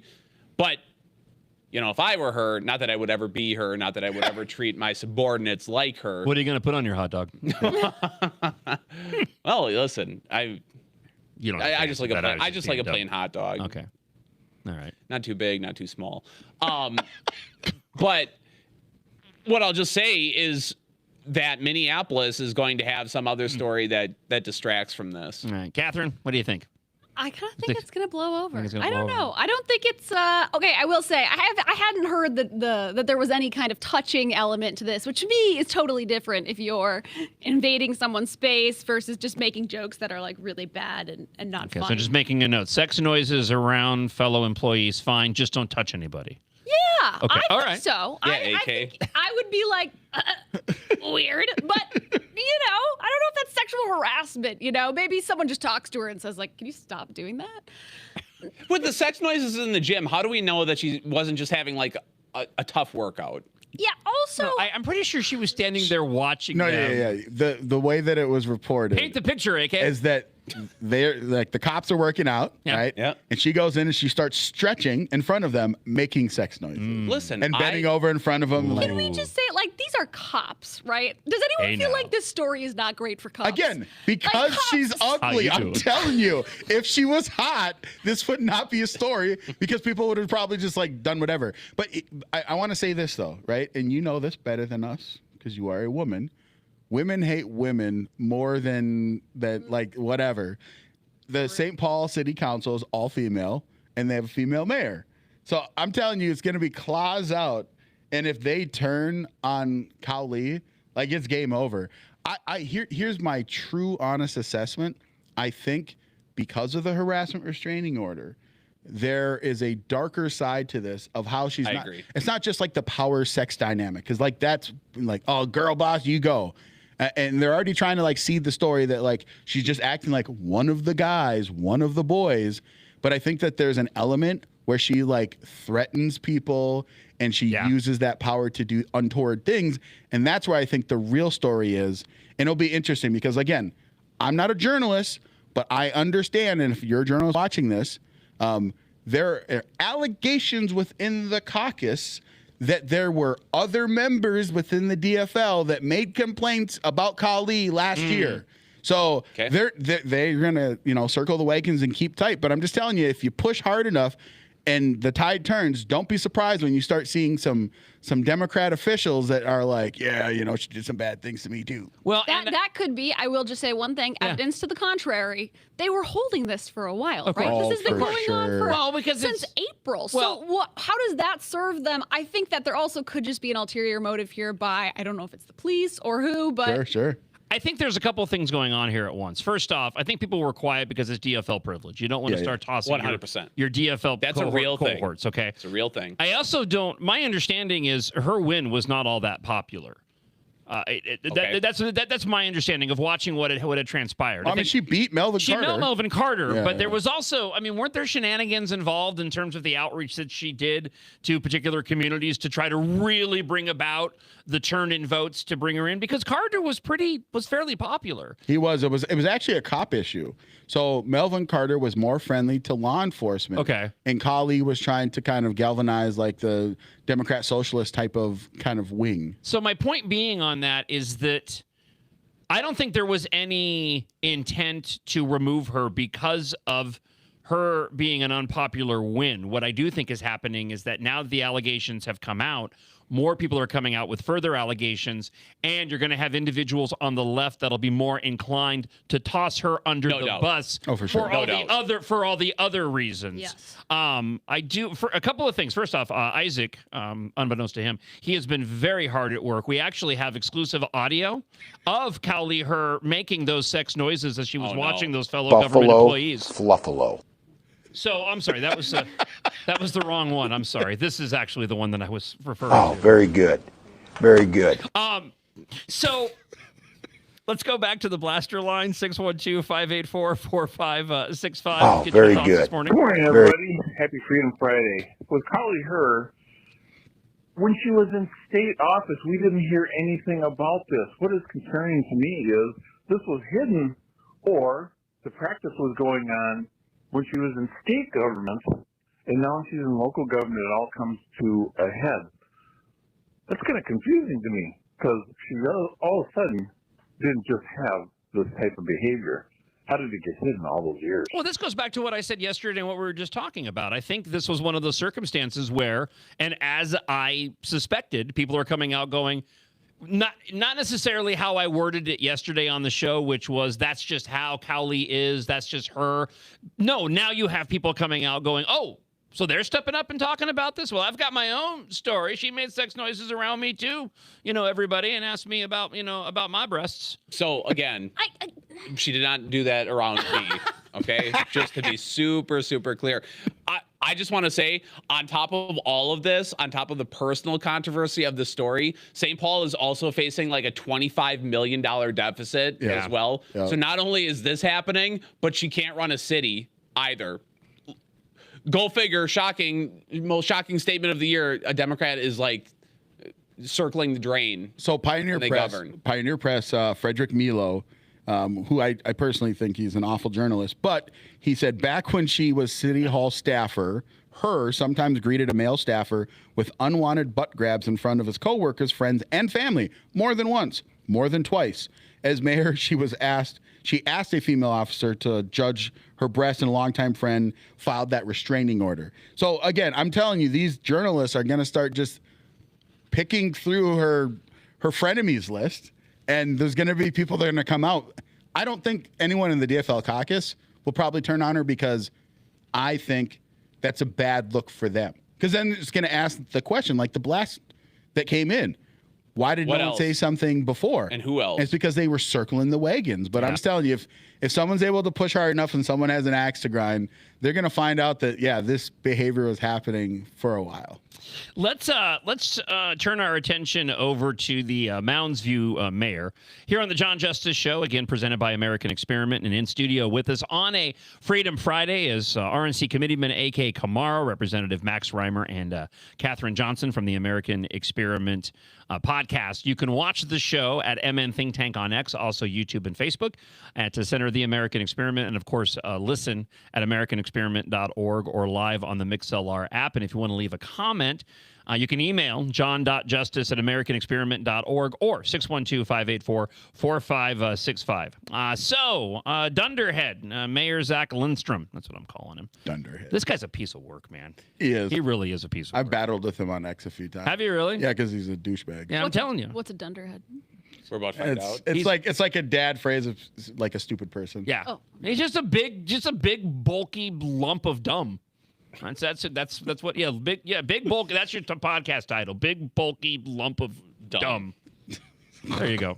Rolls off the tongue. Mounds View voters head to the polls this November. They'll be deciding whether to give Mayor Zach Lindstrom another term, months after he voted to recommend a pardon for a convicted sex offender. Lindstrom voted as a member of Minnesota's Clemency Review Commission to recommend the pardon to Tu Lu Vang, who was convicted of repeatedly sexually abusing a child over a 2-year period. And again, the details in the criminal complaint I won't even repeat on streaming. They're so bad. Yeah.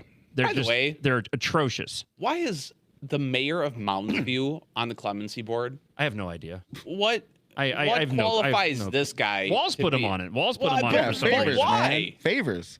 Well, that's it. Yeah. He's like basically, he's the ascendant next political guy. Like that's what it seems like.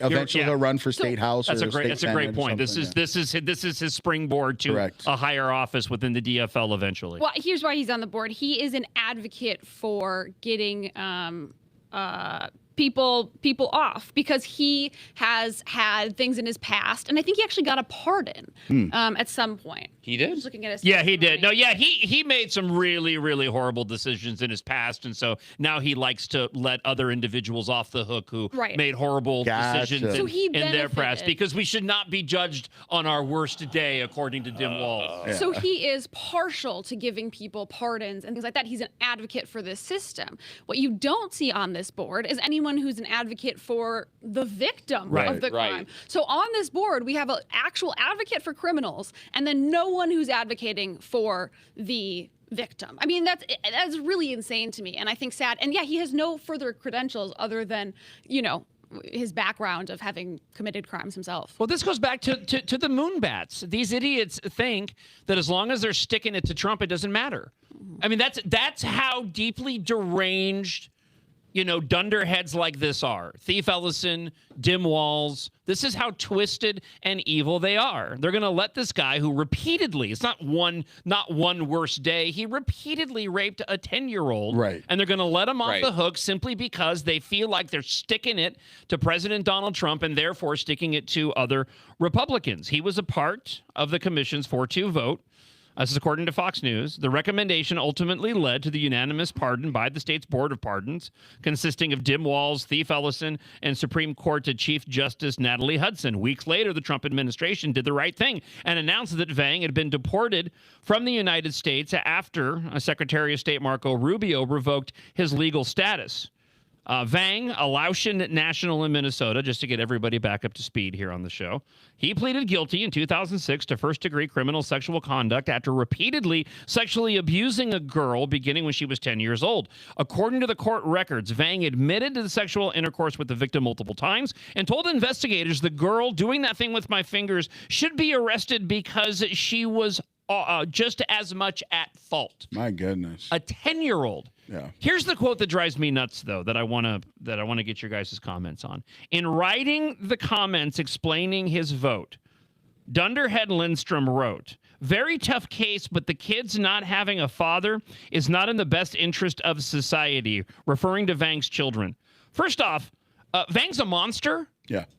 Do we know the relationship with those children? Right. And there's a better argument to be made that this is the best thing for those kids, getting this vile human being as far away from them as humanly possible. But apparently that point is lost through the thick skull of dunderheads like Mounds View Mayor Zach Lindstrom. That's insane because Vang made the decision to rape this child. The system did not victimize Vang in this process, did not take an innocent father away from his kids, okay? When Vang made that decision, that is his fault. If he never gets to see his children again, that is because of the vile decision that this man made. I can't believe it's just stranger than fiction that guys like this get to walk free in this state. It's pathetic. Well, and the truth is that all of the people on that board who voted for him to get that pardon mentioned his immigration status when they did it. So there was an ulterior motive here that wasn't just, what's for the good of his kids, what's for the good of the country. No, they had immigration in mind as well, and the fact that he would likely get deported if not given this. Let's go back to the blaster line, 612-584-4565, if you want to leave a blast here on the John Justice Show, presented by American Experiment. I think the greatest trick that the liberal Democrats have pulled off in my lifetime is somehow reversing the moral bastion when it's conservatives that really care about minorities, etc. They use that sympathy from the dumb people for power. It's devilish. Yeah. Have a good Friday. Truly. Yeah. It's basically an extension of that famous phrase, the greatest trick the devil ever pulled was convincing everybody that he didn't exist.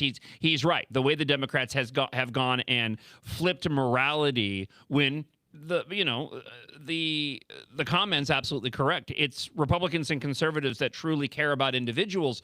And it also means compassion when it comes to accountability, because accountability is compassion, holding people responsible for their actions so they have the opportunity to learn from their mistakes is compassion. This individual never received that. And just a few more details before you guys comment.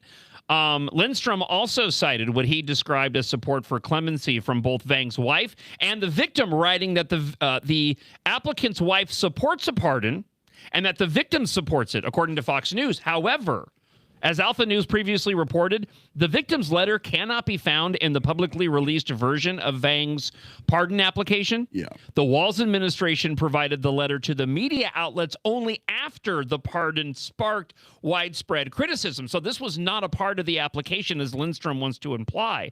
Plus, additionally, the pardon application does not include a letter from Vang's wife supporting clemency. Instead, her support is referenced by others in letters submitted to the clemency board. So this excuse that they're trying to put forward is nothing but a bunch of garbage. The victim, when this originally happened, was unwilling to come out. This is why he got such a light sentence. She was unwilling to speak about it to the police at length because she was under pressure from her family and community.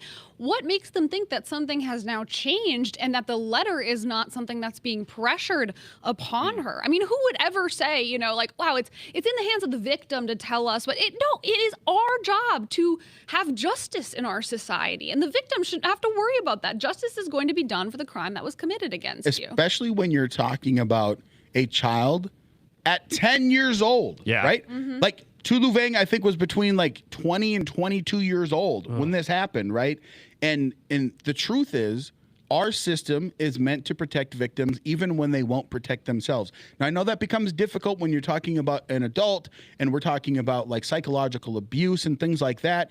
You have to be able to give people their own agency. But when we're talking about a kid, that to me is evil. And back to the point that the blaster made, ultimately, the left has done this kind of crazy 180 on justice.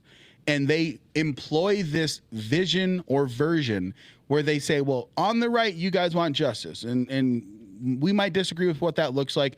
But after justice has been served, don't you believe that at that point you deserve to have another opportunity? And what they do is they play on our forgiving nature, because a lot of us are Christian or have a faith and we do believe in redemption. Right. But I think that their intent is not pure, to the point that you'll see on the left this suicidal empathy that is employed.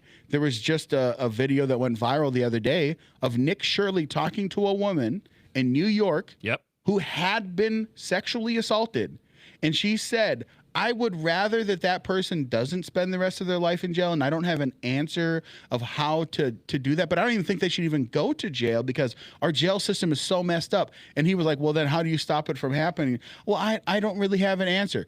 Go back to Mayor Lynch, you know, mayor of whatever county is that the same type of logic can be employed, that you're looking at, well, they were convicted and they're going to have to wear that mark, but really, do we think it's fair that we would send this person to another country because of this? And to me, that type of suicidal empathy leads to the destruction of our society.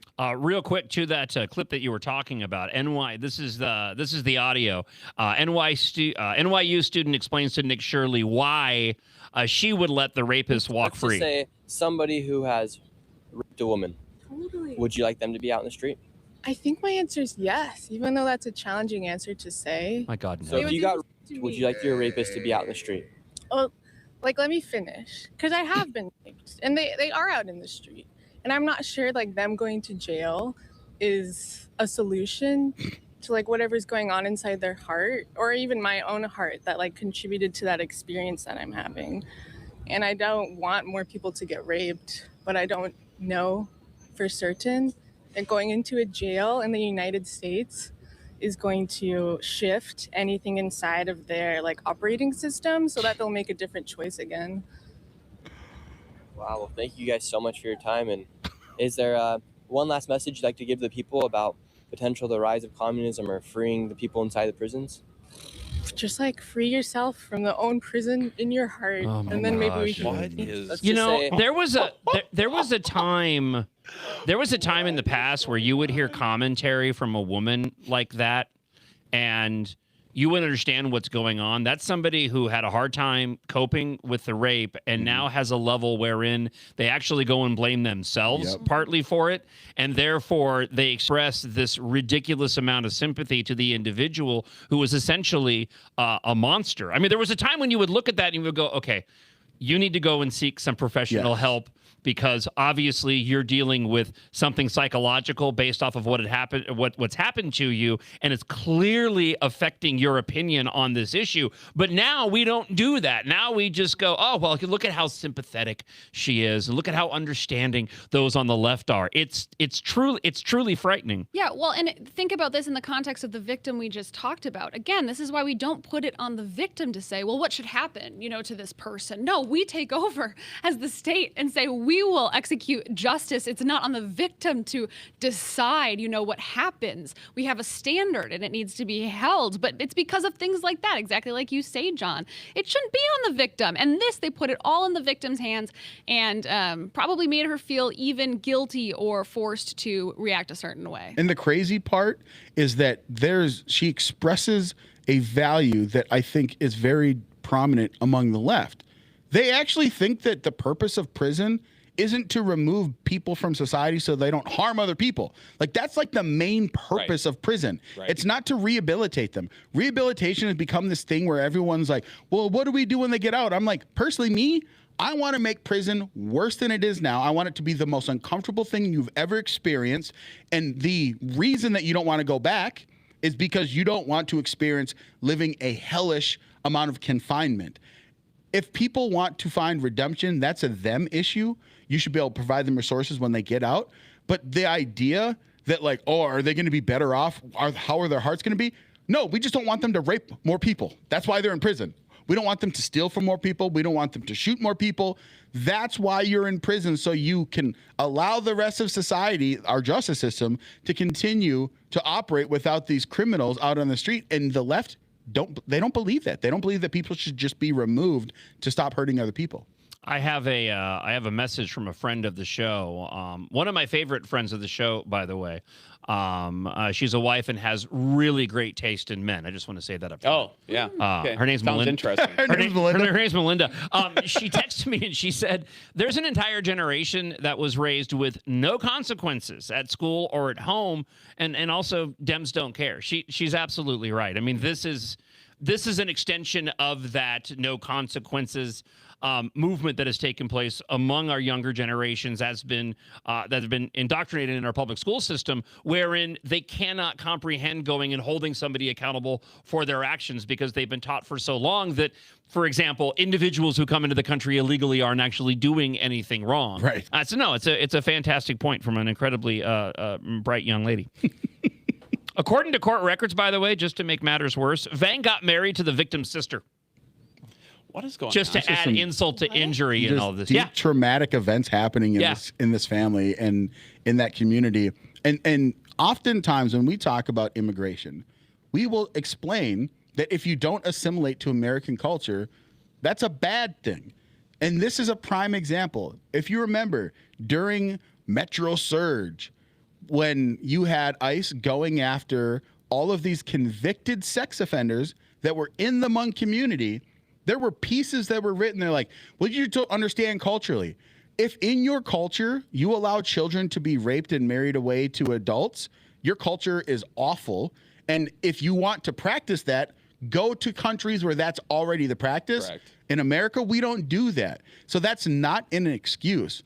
But it has become this thing that you mentioned earlier, Catherine, that these people are so deranged and anti-Trump, anti-ICE, that they're willing to free literal convicted sex offenders because they are on the chopping block for getting deported. Mayor Zach Dunderhead Lindstrom also served on the state's Clemency Review Commission, has served on that commission since Walz appointed him in 2023. Himself, he's received a Minnesota state pardon and has spoken publicly about his criminal history. During legislative testimony, he described struggling with addiction, surviving a near-fatal fentanyl overdose, abusing drugs and alcohol, and spending time in and out of the justice system.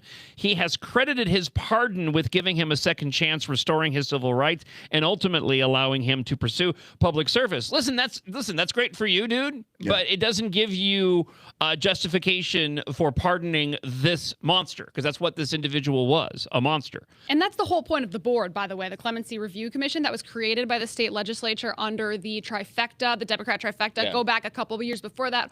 Walz tried to do something similar to this. The Supreme Court said, no, you can't do that. Not constitutional. So they brought it over to the legislature when they finally had a Dem trifecta. They created this Clemency Review Commission specifically to wipe criminals' records free. That is the whole point of this. And it's why people like Zach Lindstrom were the ones who were appointed to this. Not advocates for victims, not people looking out for the safety of our communities, people who want to wipe clean the records of criminals. So it's working as intended. I hope the good people of Mounds View do not give this guy a pardon in November. This is does he have an opponent? Do we know what that election looks like? Hopefully they get this clown out of office.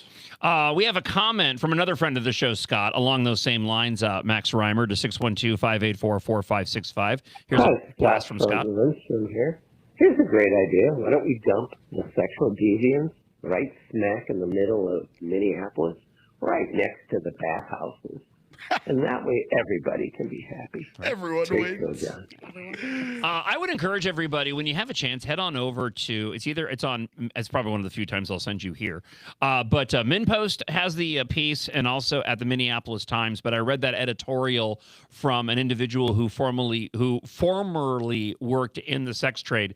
A fantastic editorial pushing back on the bathhouse issue. One of the most comprehensive takedowns of that. I shared it on the show earlier this week, which you can get caught up on in the podcast. As we close out the second hour of the show, one more point from the Alpha News article regarding the Mounds View Mayor, Zach Lindstrom. So Alpha News reached out to him for comment on the vote. Rather than commenting on the vote, Lindstrom first asked to review the unpublished article before responding. Of course. Alpha News declined, explaining that it does not provide stories for review prior to publication, and again invited him to explain his reasoning behind the vote. Lindstrom then asked whether Alpha News was contacting other members of the Clemency Review Commission, but did not address his vote.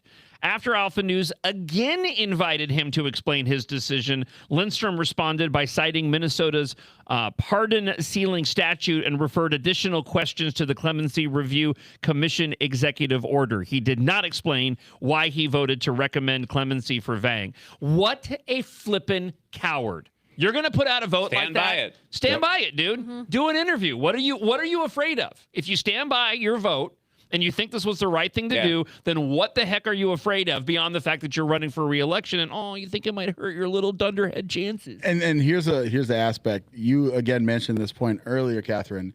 This entire clemency board exists from a complete leftist perspective that our justice system has meted out injustice at every turn and corner. That's where the heart of this comes from, is they believe that our justice system is broken. It's, white supremacists and all these different things. And that's what they're doing when they go through these clemency reviews. You've actually seen some really awful cases of people that have committed some pretty heinous crimes that there is like, well, no, that it was because they're black that they had the system, thrown against them. And it was unfair, whatever it might be. And you have victims that are like, well, no, not at all. Or you'll have the same pressures put on by community members to say, hey, it's been enough time. Your letter of approval is going to help. And then they probably sweeten the pot and say come and work at this nonprofit daycare center. It is a Freedom Friday here on the John Justice Show presented by American Experiment. We have some school-related items that we'll be getting into in the final hour of the show, including an article by Josiah Padley here at American Experiment about how 0 students can do math at a grade level at 11 different Minnesota schools. So we'll dive into some details on this. There's also concern in one school district outside of Minnesota. They have a new AI robot that they're using for education. But unfortunately, this same AI robot apparently is also used as a sex doll. Indeed. So there are some concerns about that as well. Get your comments into the blaster line, 612-584-4565. We'll also take your emails, john.justice@americanexperiment.org. Before we get to those stories, I do want to get everybody up to speed on what happened in Spain yesterday. I think that's really noteworthy. I have some audio from Fox News to share as Spain deploys military after thousands of migrants overwhelm a border enclave, leaving at least 9 dead. And a lot of people are saying that if Democrats take control, this is what's going to happen here in the United States. And so we got a lot of ground to cover still on a Freedom Friday. And speaking of schools, there's a fantastic fantastic series at AmericanExperiment.org. Grace Keating, who's traveling this morning and couldn't join us for a Freedom Friday, has a series of Coming to the Classroom. For those that haven't had a chance to check it out, here is one of those episodes, and we're back in just a moment right here on the John Justice Show, presented by American Experiment. In this week's episode of Coming to a Classroom Near You, we look at the new requirement to teach ethnic studies in all K-12 schools in Minnesota, which must be implemented in 2026. Ethnic studies includes 3 distinct standards: identity, resistance, and ways of knowing and methodologies. The resistance standard takes learning to a whole new level. It requires students to describe how individuals and communities have fought for liberation against systemic exercises of power and organize with others to engage in such activities. The Ways of Knowing standard requires students to understand the roots of contemporary systems of oppression and apply lessons from the past that could eliminate contemporary injustices. High school students are instructed that resistance to our nation's social and political institutions is required, as they explain how the social construction of race was used to oppress people of color, evaluate policies affecting historically marginalized communities of color, and take action to affect policy. It's not ambiguous. The new ethnic studies standards don't just require learning. They require students to organize, to take action, and it's already playing out in classrooms near you. Teachers in schools across Minnesota are encouraging their students to organize using this resistance standard. For example, the principal at Eagle Ridge Middle School in Savage, Minnesota, sent a message to families saying he will not stop kids from leaving school to protest, and will have staff supervising the protest. But don't blame the principal. He's simply implementing the new ethnic studies standards. More concerning is that the activists now exhorting students to join protests are the very people who helped draft the ethnic studies standards in the first place. Far-left activist groups like Unidos MN are organizing Minneapolis high school students to protest. Unidos has also been promoting a 25-page guidebook calling on students to engage monthly in mass non-cooperation to halt the authoritarians' advance. Unidos is a prominent member of the Minnesota Ethnic Studies Coalition, and Jose Alvalar, the statewide director of youth programs for Unidos, formerly called Navigate Minnesota, served on the Minnesota Department of Education committee that wrote our social studies standards. The resistance is all happening according to plan, and it's officially coming to all Minnesota public schools this fall. When ethnic studies was presented to the Minnesota legislature in 2023, it was portrayed as the study of different cultures, students seeing themselves in the curriculum and learning honest history. But like so many other familiar terms, Minnesota's ethnic studies has been hijacked to apply a liberated approach to understanding our world. Minnesota students deserve a robust education that includes learning hard historical truths and frank discussions on where our country has fallen short, not one that is confined to a narrow, politicized, and ideological worldview. Recently, California rejected a statewide ethnic studies mandate because it was too divisive. How will Minnesota respond? To learn more about Minnesota's ethnic studies standards, visit americanexperiment.org/ethnic studies.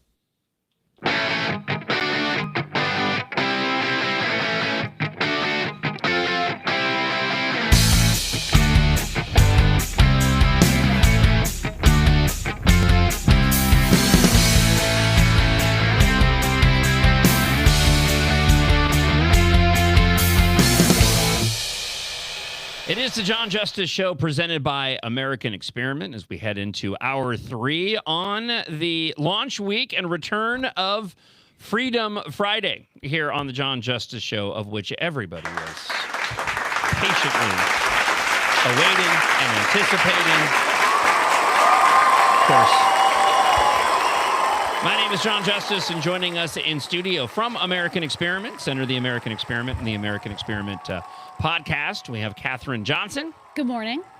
Also, Representative Max Reimer, who has not had any sort of weird connections or dealings with St. Paul Mayor Cowley Herr. No, I have not. Okay. Happy to report. All right. Also, RNC committeeman and not a fan of individuals who look like a foot, A.K. Kamara. I'm sure she has an awful personality, too, which makes it even worse. But as I said to you, Max, you know, we're sitting on a couch. If you need to open up, man, this is safe space. Yeah. This is the marriage counseling couch that AK and I are on. You guys do look pretty cute. Do we? I think we do too. Yeah, bro. I am disappointed. I really want Shogur between you guys, but he's making a little appearance on the screen for those that are watching on the at MN Think Tank feed or up on YouTube or Facebook. You can also stream the show at AmericanExperiment.org and through the Mixlr app. You heard Grace Keating. She's traveling today. Couldn't make it in for a Freedom Friday, but her coming to the classroom reports, which are available up on the American Experiment YouTube page, but also at the website. Let's go ahead and go here. And then we'll dive into to Spain and a host of other issues on a Freedom Friday. Josiah Padley at AmericanExperiment.org has this story today. 11 Minnesota schools did not have a single student who could do grade-level mathematics in the 24-25 academic year, according to an American Experiment review of the Minnesota Department of Education data. The 11 schools that have 0 students who can demonstrate math proficiency include both traditional, public, magnet, and charter schools. Grade level mathematics proficiency is measured by the MCA, the Minnesota Comprehensive Assessment. The 0% proficiency review does not include area learning centers, learning, not leering. Not leering. Alternative schools, or special education across the state. Almost every single school is in the Twin Cities metro area. 8 of the 11 schools with 0 student math proficiency are charters. I guess I'm not going to lie. I'm a little bit surprised that even within the metro, the charter schools are included in this as well. Traditional public doesn't surprise me. Magnet doesn't surprise me, but the charter schools does surprise me. I'm less familiar with magnet schools, but charter schools, you have to keep in mind that oftentimes charter schools get lumped into private education. Charter schools are technically public schools. They utilize public dollars in order to run. So they're still accountable to the Minnesota Department of Education for reporting and things of that nature because these are public schools. You know, what's interesting is about reading at grade level, just having 3 kids of my own, and they're all getting really proficient at really young ages in reading. And a big part of that is because my wife loves to read and loves to read with them. And when I see statistics like this, schools have to stand in the gap sometimes for bad parenting, but there is a baseline level of education that you can give your kids if you're a halfway engaged parent. And the sad part of this story is, yes, our schools are failing. They're not serving their students well. They're focused on other things beyond education. But I'd be curious about where these schools are because it's also an indictment on parenting and where these kids are coming from. That's one of the points that Josiah makes in the story, saying the Minnesota Department of Education must take its mandate as the leader of the Minnesota education system seriously, specifically by intervening in low-performing schools and closing them when necessary. Of the charter schools where 0 students are proficient, charter school authorizers must either ensure that change happens fast or close the school. Adult complacency isn't an acceptable excuse for allowing 0 students, no doubt, in a school to be at grade level math. And let me add in another data point, because where the heck is the money going? The average per pupil spending at each of the 11 schools with the 0 students at grade level math is $19,661.13. Huge. And here's the thing, right? I think that to keep things in perspective, the left loves to attack charter schools and private schools, but they actually have kind of re-engineered and retooled the mechanisms that, to Max's point, charter schools, for all intents and purposes, are public schools. They just have a specific focus in addition. And a lot of these charter schools tend to be like a more arts-focused or language arts-focused. And I think this point of how much is being spent, how many taxpayer dollars are going on a per pupil basis when you can point at a bunch of private schools that actually have less per pupil and their children are reading at way higher proficiencies for reading, math, and science.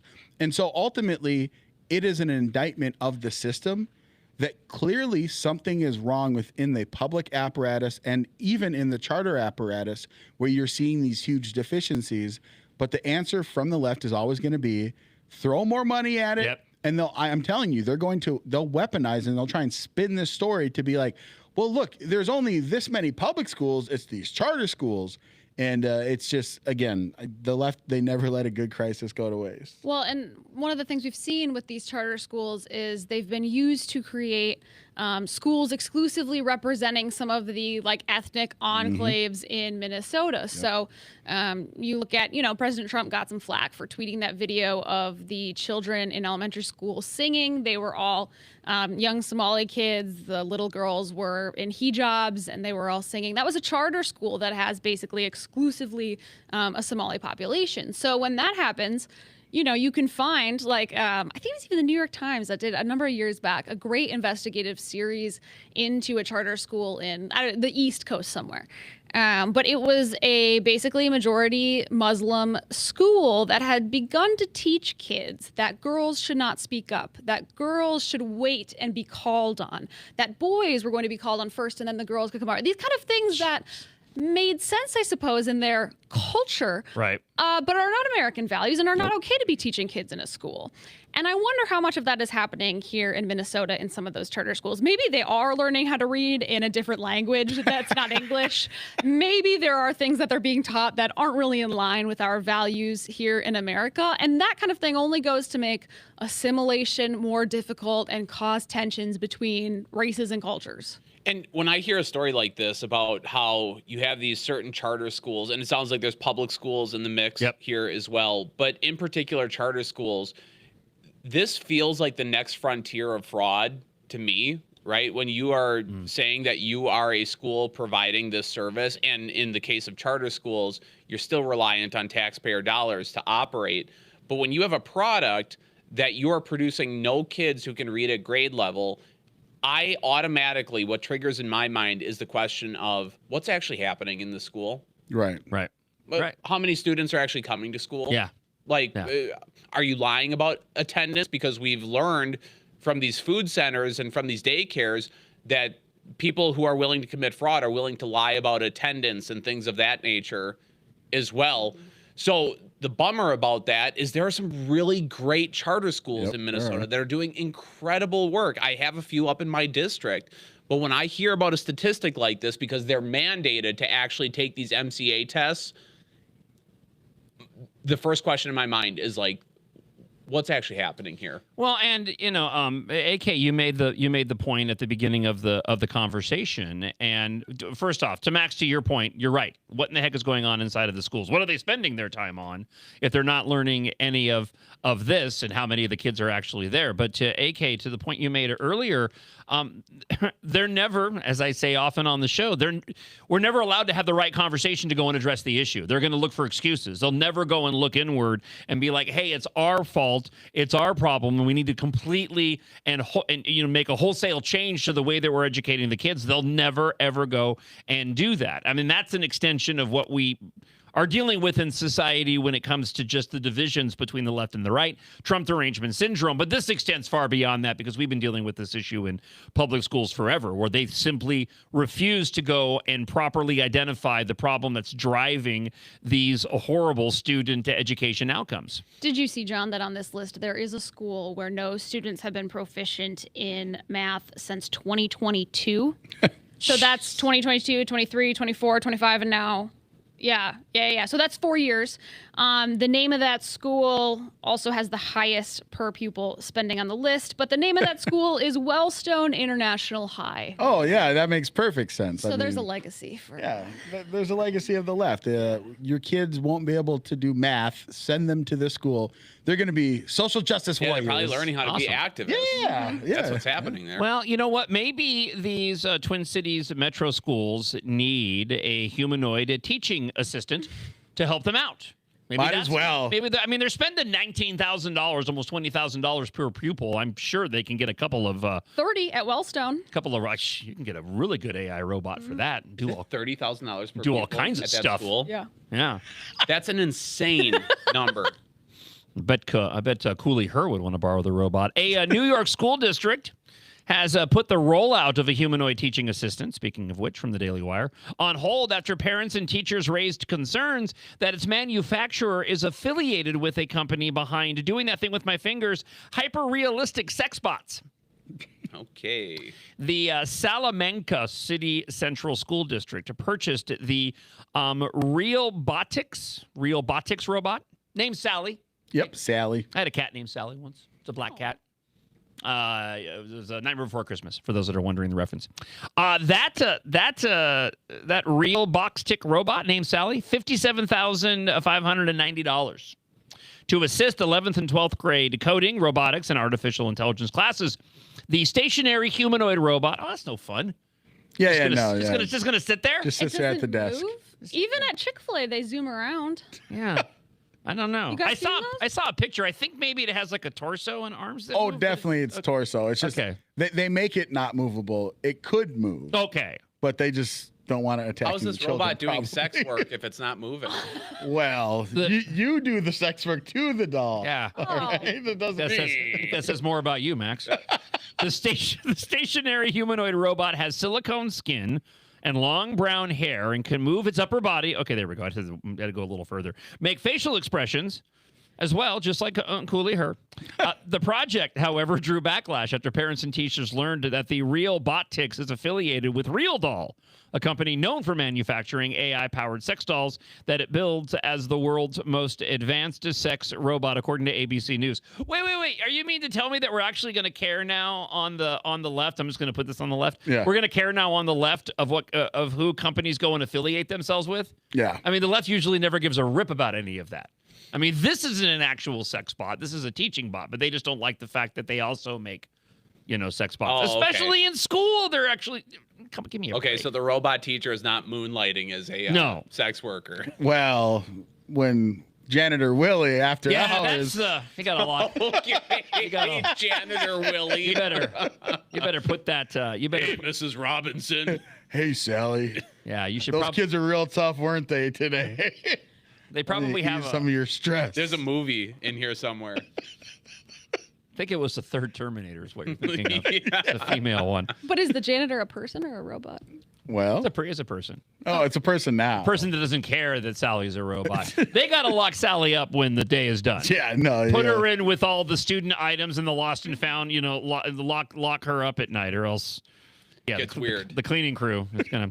I just like that the outrage came after they found out about the relation to the sex bots, and not when they found out that a robot was like Teaching replacing their the kids. teachers. Yeah. No, I personally think, because I read when the story first broke, I read into it, and it's actually a cost-saving measure. And what they claimed is that they were going to roll out the robot, but it was just going to be like one robot for the school, and that jobs were not going to be on the line. And I'm like, well, absolutely not.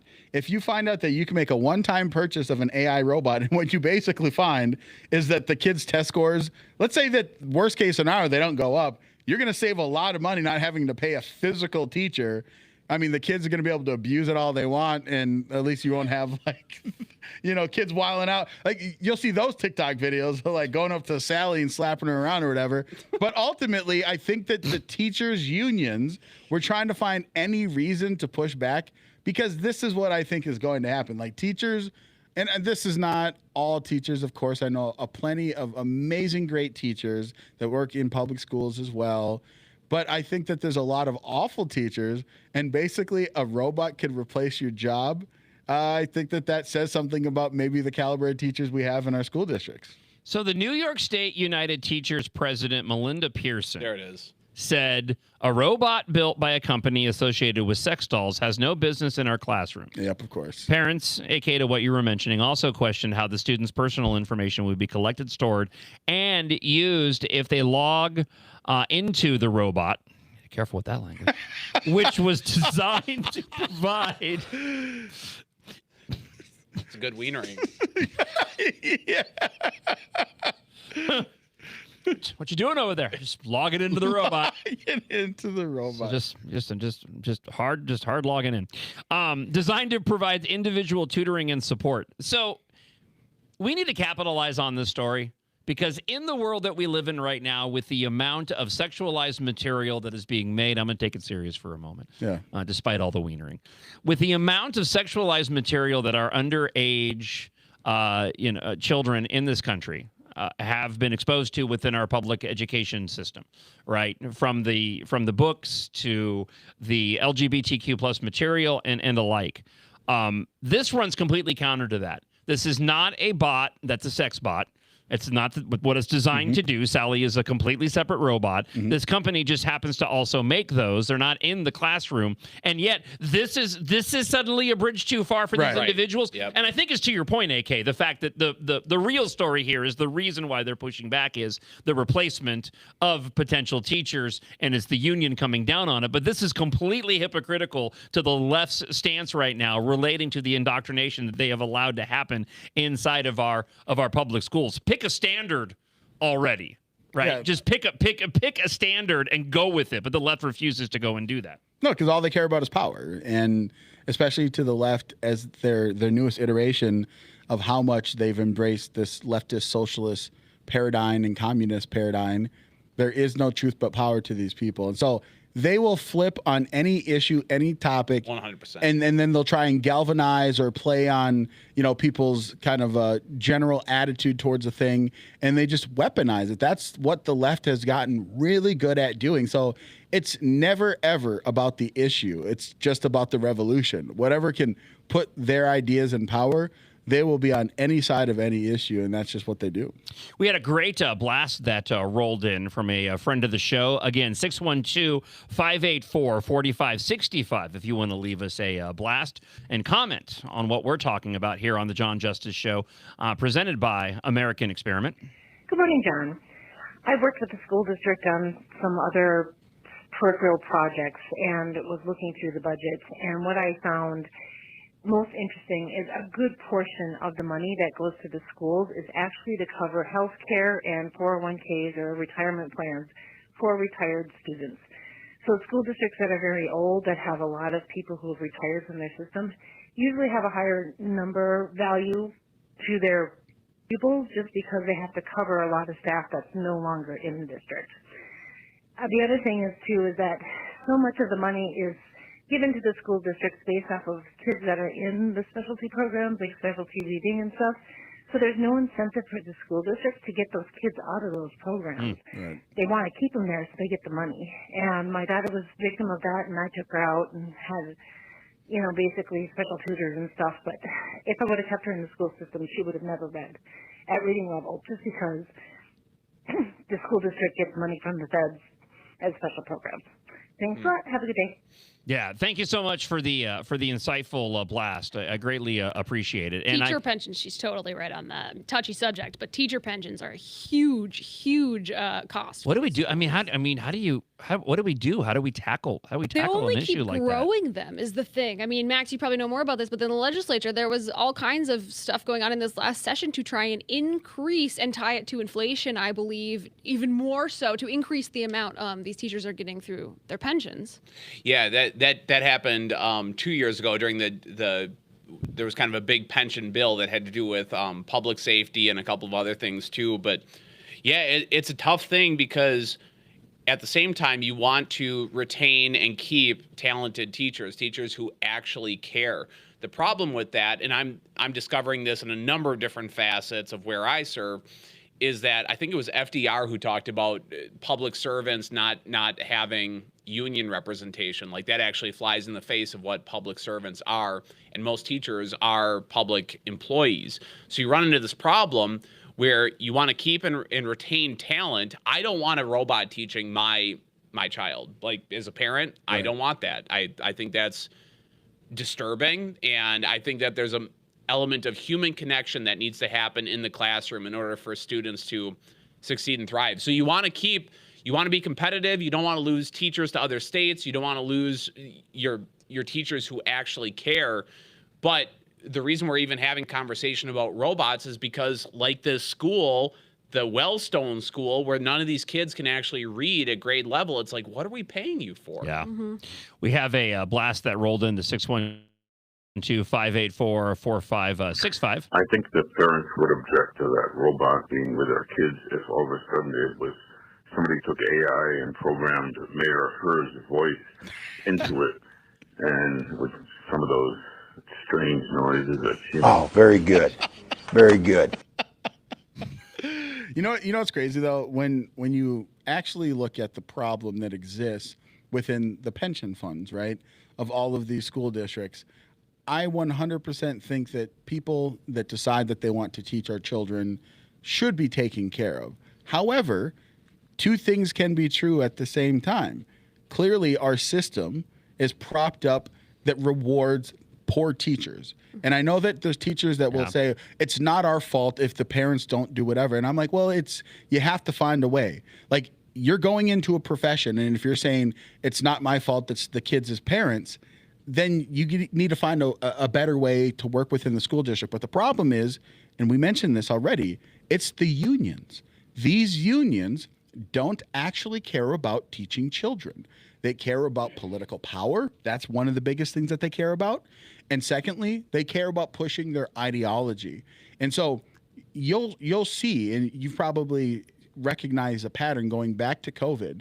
All of these unions are going on strike, and they're really putting the screws to the districts that they represent, all these teachers 100%. Unions, because they don't have any other choice. And so then they have to capitulate.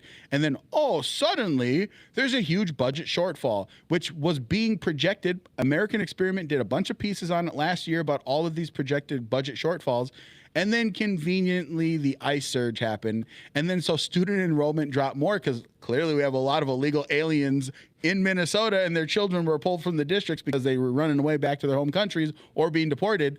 So now they're going to blame the Trump administration for their budget woes. When the reality is we have to fix our mechanism that rewards poor teachers, rewards good teachers, and then you'll be able to actually solve the longer term budget issues that exist.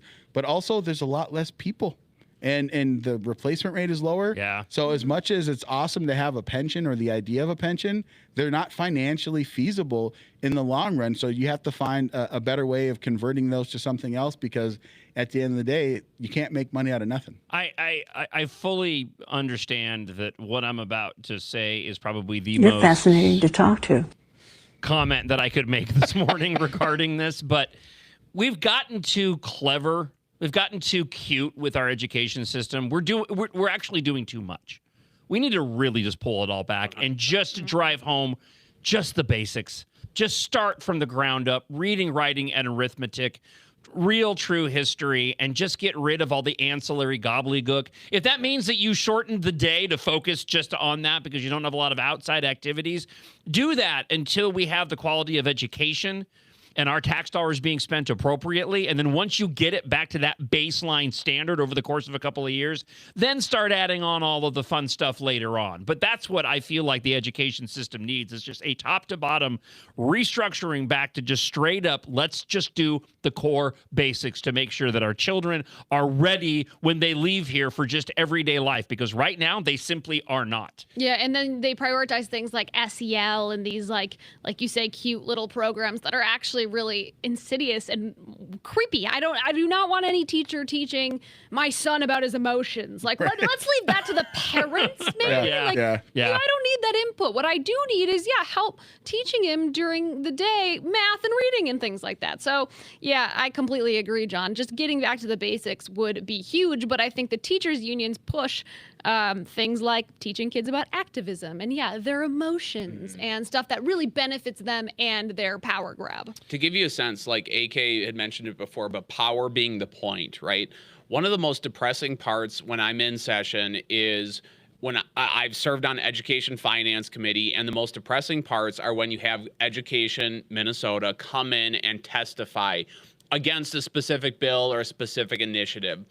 The thing that sticks out in my mind was this last year when we had the Trump educational tax credit. Okay, you could basically check a box on your tax form, say I want to earmark, I think it was like $1,200 as a tax credit to a school of my choice, educational granting institute, something like that, where that money could go to public school, private school, charter school, whatever school you wanted to give that money to. You could mark a form on your taxes, and that school would get that additional money to use. And you would get the deduction. Yeah, you would get the deduction, the school would get the money, and the school could use that for a number of different things.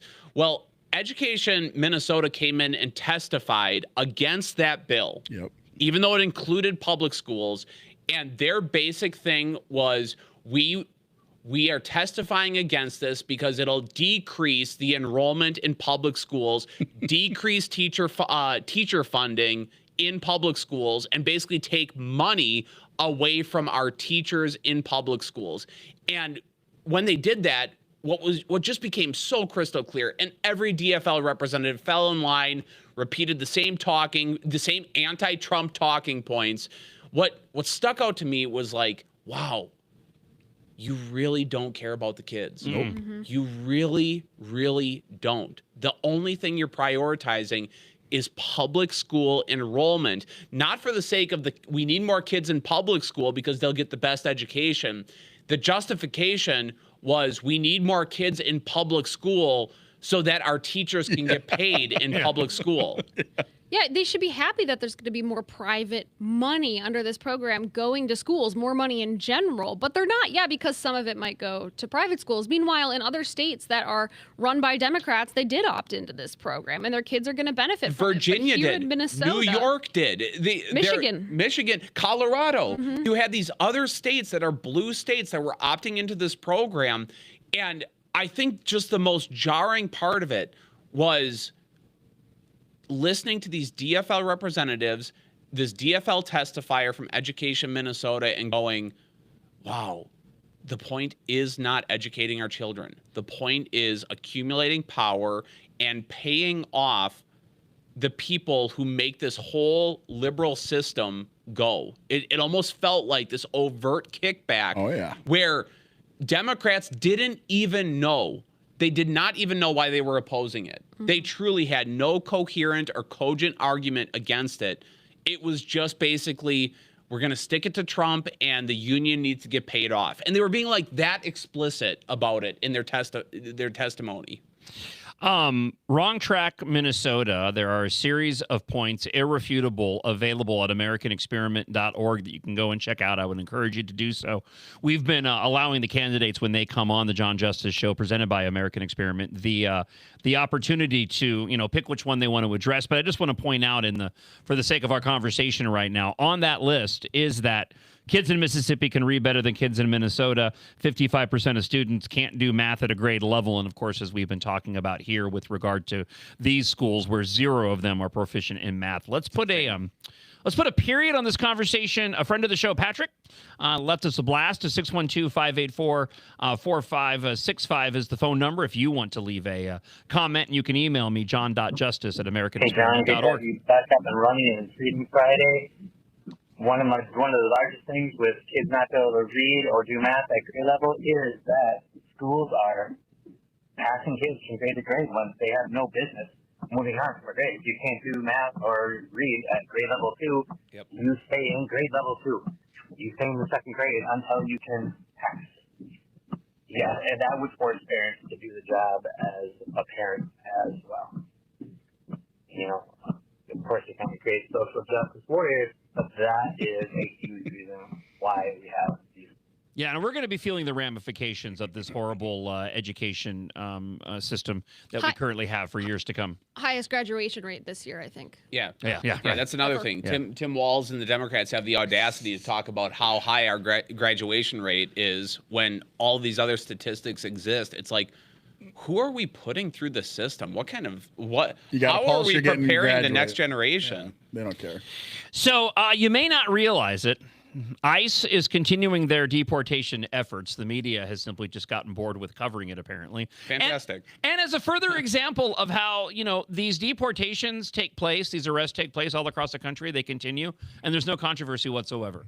Again, just like you didn't need the evidence. You already know it's true. But everything that took place here regarding the ICE operations and Metro Surge was completely fabricated by the individuals who went out there and obstructed what was going on. But just to get you up to speed on this, the Department of Homeland Security announced this week another round of arrests, including child molesters, rapists, and drug dealers. I'm sure the mayor of Mounds View, Zach Get him Lindstrom, pardoned, baby. is really upset Grant about him this. clemency. Can we pardon those guys too? How many people can I pardon? I want the worst to pardon. Makes me feel better about me. The illegal aliens were apprehended and targeted in arrests across the country.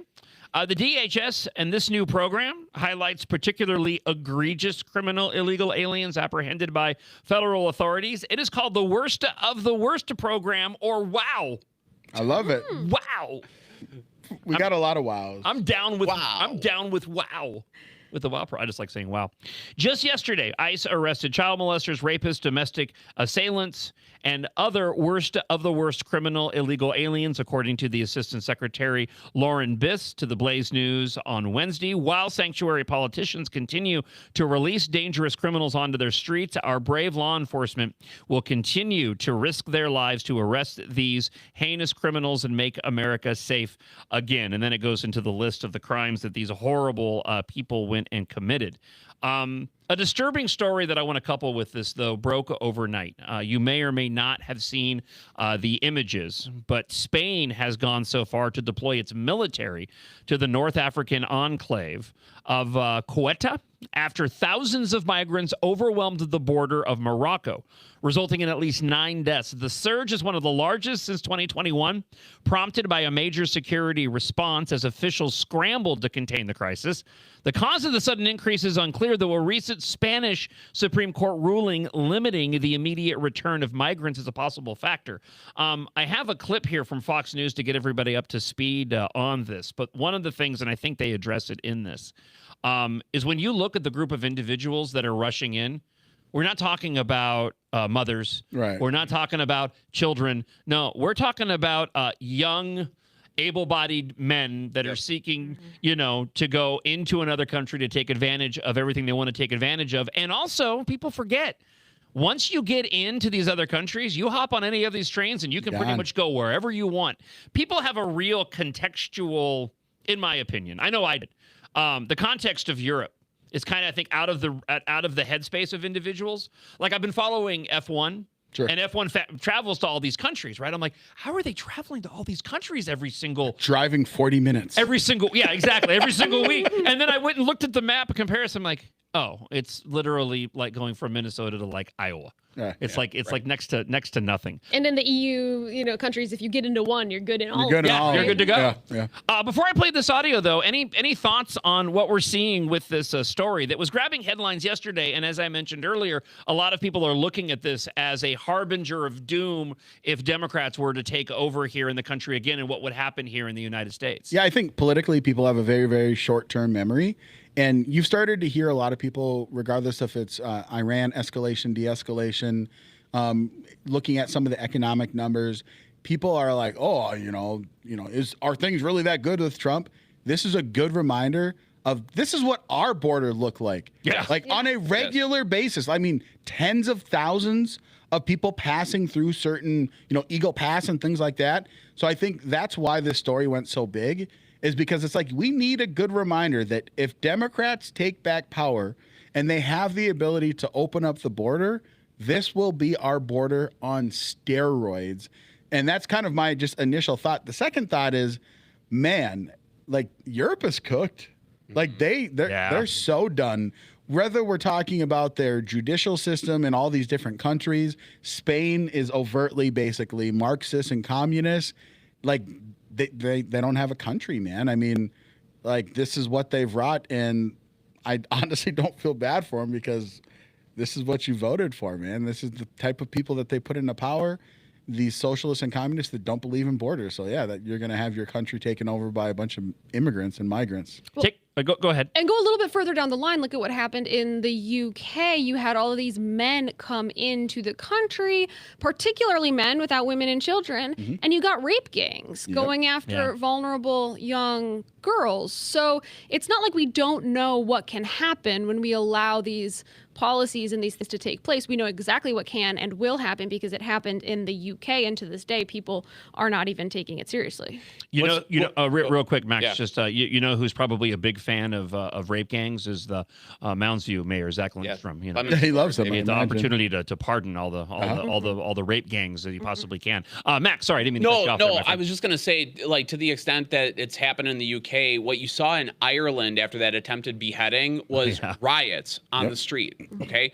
And this is why AK is right. During the Biden administration, we let millions of people into the country, and you have to. This is why policy matters and law matters. Like, having tight borders is actually the compassionate thing to do, right? Because when you don't, what you're left with is there is no off-ramp. People are going to take to the streets when their culture changes rapidly, and when you actually have people with criminal backgrounds coming into your country that you have no idea about. The end result of that is what's happening in Ireland right now. And Ireland is a very liberal country, but you still have people taking to the streets and rioting, violent riots in rebellion against immigration policies. It's why I think the Supreme Court with this anchor baby decision made the wrong moral decision, okay? Yeah. Because that was maybe your last off-ramp, your last legal off-ramp in order to actually solve this problem. Because if you don't, what ends up happening is people will solve the problem themselves. And when you see your country, that you're losing your country, people are going to riot in the streets. There's going to be violence because they know it cannot continue this way. So Europe is cooked, but Europe doesn't have the same like moral background that the United States has. We don't really understand like what the far right is in Europe is not necessarily like an economic right. No, it is a it is all about immigration, and you're starting to see elections be swayed by it. But like I said, in Ireland, you're starting to see violent riots against immigration policy. These things matter to people on the ground, and it's why having a tight border and good laws is actually the compassionate thing when it comes to immigration. Let's check out this report on what was taking place yesterday regarding this influx of thousands of migrants in Spain. Really wild video here. Chaos at the border of Spain's North African enclave in Morocco. This is a city called Ceuta. You're watching as thousands of migrants break through the fence and completely overwhelm the border police. Their video showing huge groups of people, mostly young military-age guys, cramming into inflatable tubes or arriving on shore in other ways, some of them wading in the water as they break through the gates to get to the other side. Sandra, this is reminiscent of kind of what we saw during the open border during the Biden administration through 2021, 2024, kind of similar to what we saw in Del Rio back in 2021. The socialist agenda, their platform literally says they want to abolish borders, abolish immigration enforcement, have complete freedom of movement. This is what it looks like in another country if they get what they want. Notice there is no resistance from the government whatsoever. These people are coming in without any obstruction. And if people don't know, Spain has a very left-wing government. Earlier this year, they did a big amnesty program for over 1 million illegal immigrants living in the country. They had 1.3 million illegal immigrants apply for that amnesty program between April and June. So that's what we call a pull factor, Sandra. They're looking for something like that. They know if they can just get their foot in the country, maybe someday that left-wing government will do another amnesty program. And you were just... Of course. You know what I just realized? Maybe that's where Mike Lindell got his idea from. Well, we were wondering when we did the dry run Freedom Friday last week. I was like, it was such a stupid idea. Where did maybe I think I may have found the answer. Just saying.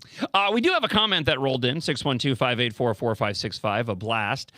Friend of the show, James Dickey, wanted to comment on our public school conversation we were having here on the show.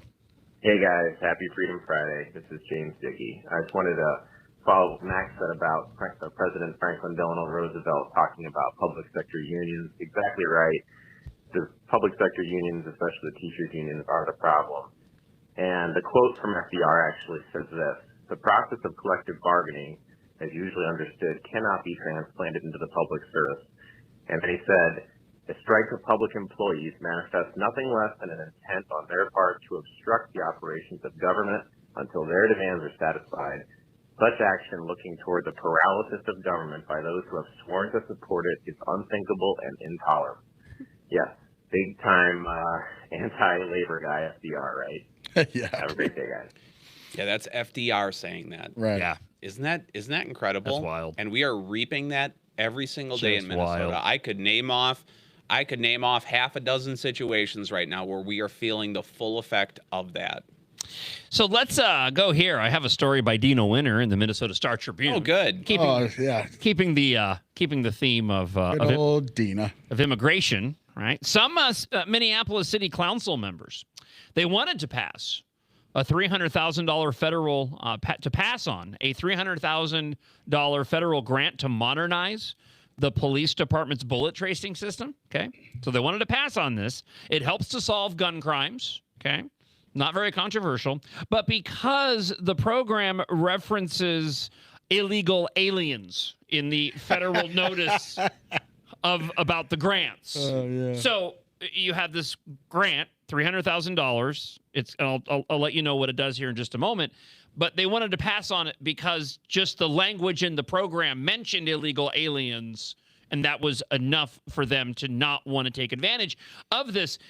Not realizing the fact that, you know what, if you didn't even bring it up at all, nobody would even know. No one's going to be going and looking at the fine print of this program to go and see that the illegal aliens is listed in there.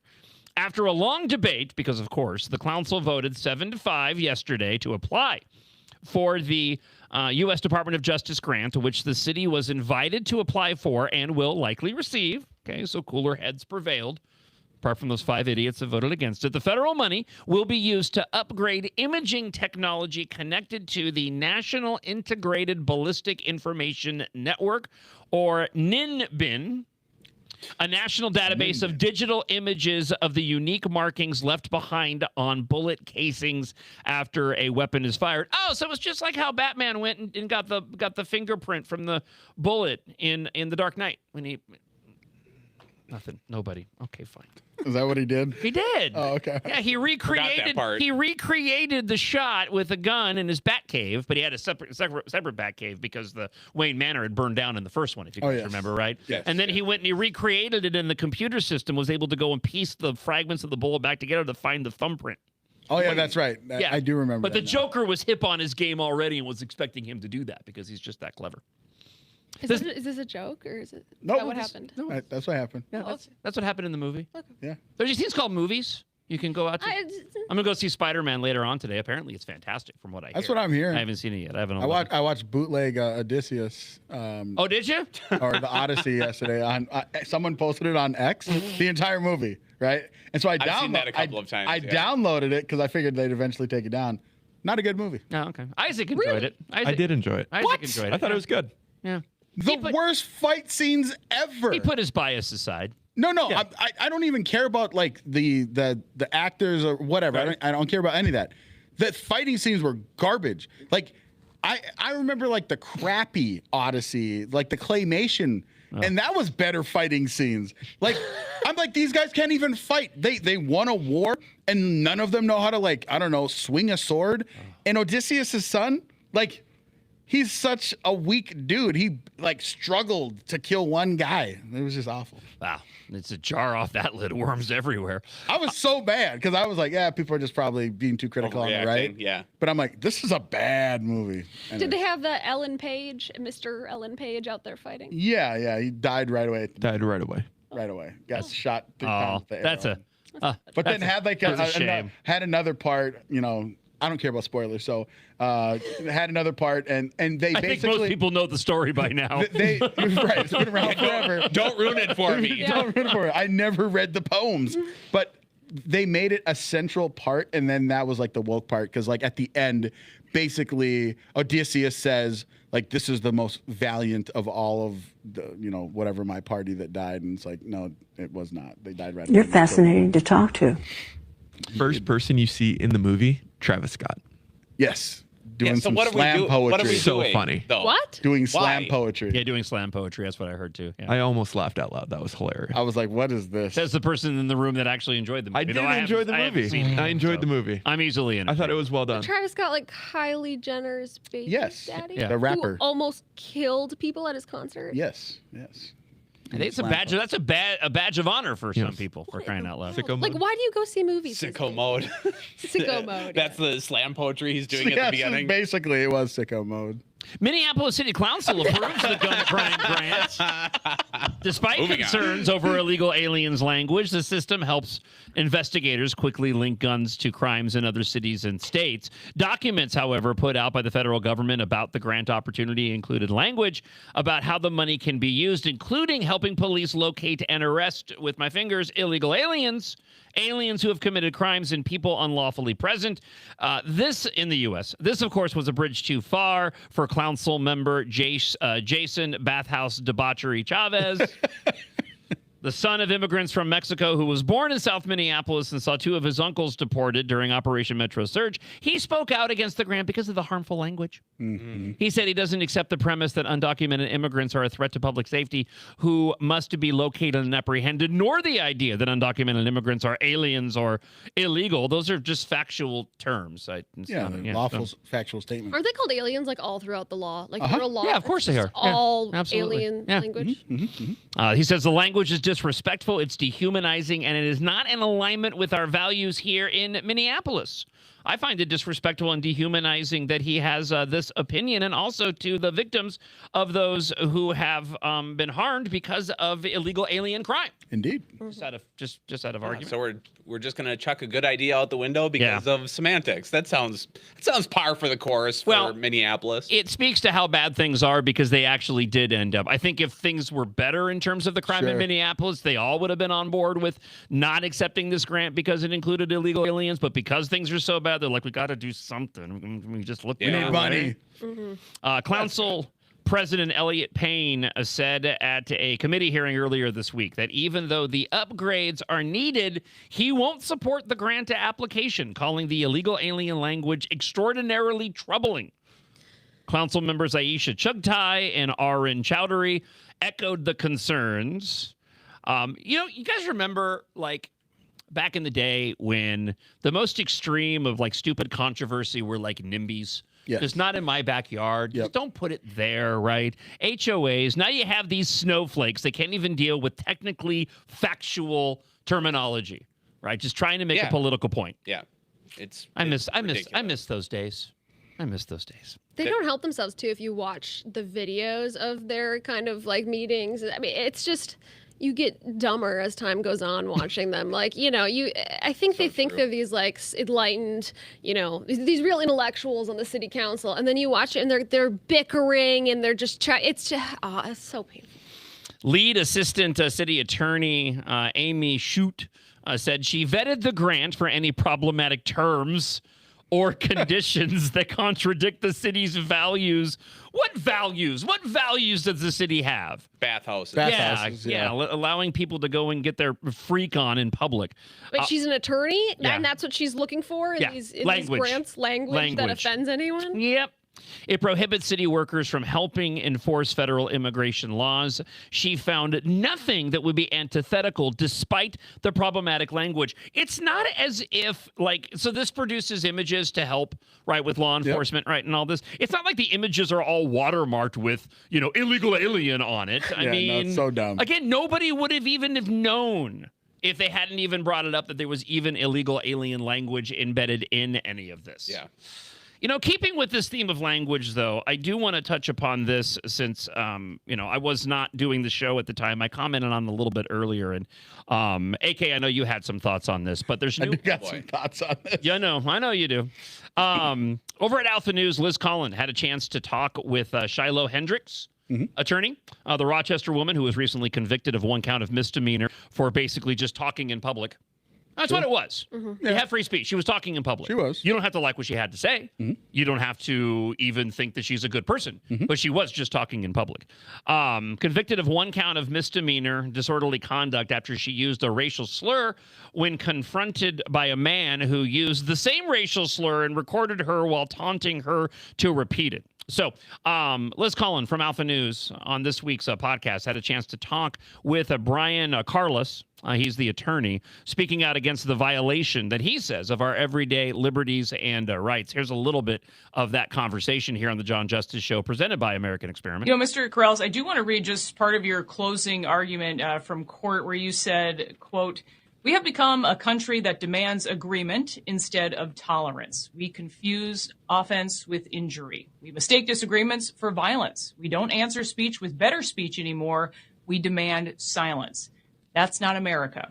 America was built on a more difficult principle, a more courageous principle, that we can hold 2 thoughts in our minds at the same time. We can say a word is ugly and still defend another person's right to say it. I think some pretty powerful words spoken by you in court, but it seems like you were speaking to more than just the jury here. Why was it important for you to make that point in the end? As a criminal defense lawyer, We're in a unique position to see how these types of issues start to become so pervasive. I take this personally because this is, to me, is just another piling on of what I have seen to be a violation of our everyday liberties and rights, and certain officials in positions of power that are doing things that are, let's just say, that aren't making Minnesota so great anymore, maybe contributing to the de-evolution of Minnesota. Listen, I fully expect that this is going to be appealed at some point, and they'll probably end up winning the appeal on this. I am concerned, though, about the road that we're going down, that this actually went... there was actually a case and a conviction, even though it was just a misdemeanor conviction on this. That is a frightening scenario. And from my perspective, watching what's taken place in Europe, what's taken place in London, and how they've been cracking down on free speech and people making comments on Facebook, and to a certain extent, ignorantly thinking, well, that'll never happen. That'll never happen here. You know, I give you this story. Again, a couple things can be true at once. You don't have to I don't like what she said. You don't have to like what she said. You don't even have to think that she is a good person, and she's probably not a good person based off of much of what she's posted online. That being said, it doesn't mean that she doesn't have her own free speech to say what it is that she wants to say in public. But as we head towards the end of the show, we got plenty of time because we don't even have to stop if we don't want to. The thoughts of our Freedom Friday group, and again, I want to mention we have Katherine Johnson from American Experiment and the American Experiment podcast, Representative Max Reimer, and RNC Committeeman A.K. Kamara. And again, A.K., I know you had quite a bit of commentary about this, especially after the conviction of the misdemeanor came down. Yeah, so I often find myself, when I hear a story, I look at the narratives around the story. And the thing that bugged me the most is that I started to see kind of like a white identitarian type of kind of flavor to it, where they were like, you know, this is just this woman, and this is like, again, this is our white queen here in Minnesota, and how dare these like dirty Somalis try and do this. And I'm like, well, the main crux is that I don't think anyone should be punished for saying a naughty word. I personally don't care if you call me the N-word. I know that there's some black people that like lose their mind, and I'm like, you're allowing a word to have power over you. It's so stupid. So the issue that I care the most about is that, yes, her First Amendment was violated, no questions. The thing that I had a problem with is that I was seeing these other narratives that she was just, you know, out with her baby, and there was this creature, other child that came into her bag and then said all these things. And I'm like, let's take a step back. What actually occurred? Allegedly, there was an 8 or 9-year-old child. I don't care if the child is Somali or not. I don't care if they're like, a feral child. 8 or 9, we're talking about a child here, went into her bag, and then she decided to curse at the child, allegedly. I think, in general, not a good thing. So can we say we support... She was acquitted of that charge. That she was found not guilty on the charge to the child, right? Of using the fighting words to the child, because there was no other witnesses, because it wasn't on film. Other than, and that's why they acquitted, from my understanding, is because it was just basically hearsay versus the video. But again, allegedly... Okay, the video shows her saying it to the adult. Saying to the adult. So again, just in that context, we can say that was a horrible action. We as conservatives, we don't want people cussing at children on playgrounds, regardless of what they feel their desire is. So, let's just separate the two. Let's not pretend that it's just an attack against just a white woman. Now, is there intent somewhere mixed in there? Probably. That's what the left does. There's a very anti-whiteness. But also, this woman posted Hail Victory, which is literally Sieg Heil in English. And she talks often about an ethnocentric white European. So I think this woman wouldn't care if my Second Amendment, or First Amendment, or any of my rights were ever violated, because she probably doesn't see me that I am an equal to her. But at the same time, you can say she deserves, as an American citizen, the right to say what she says. So again, that's my whole point. Is just point out the nuance. She also has $940,000. Call me an N-word, and if you can give me $940,000, or if I guess I could call you the opposite. Let's split it, man. Go halvesies. Let's go halvesies. But so that's my only point, is I just wanted to point that nuance out. And people hate that take. They're like, well, no, she was, protecting her child against a filthy monster. And I saw someone literally comment, and they called the child an it. I'm like, listen, man, you can feel whatever you feel about Somali culture. That's still a child, man. 8 or 9. Well, that was a big kid. I'm like, 8 or 9. Yeah. Okay. That's a child with a chance. Yeah, that's child with a chance. That's a child that has a chance. Even if they're terrible parents, and the fact that the Somali camera guy is also a convicted sex offender. Yeah.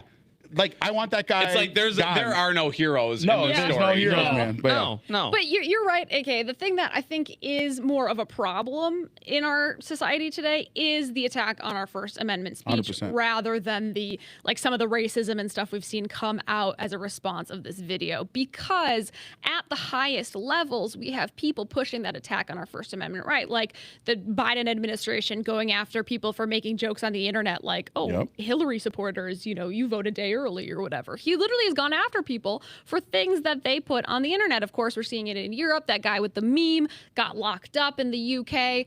So I think to me, that's the bigger threat. And that's why that part of the story is a little scary to me. But that's not to discount that there's certainly awful stuff on the internet and this woman seems not good. All of that exists. But I do think the bigger threat is the attack on our First Amendment, right? And that's why you should care about this case and the fact that, I do think the law that she was found guilty under could be invalidated at the Supreme Court in Minnesota. So we'll see. The fighting words? Yeah. Which is so, fighting words. Them's fighting words. If you look at me and you say, hey, AK, you're looking husky, I could be like, them's fighting words. And that's you just called me husky. That's it, yeah. It's like you offended very subjective. me. It's very, very subjective.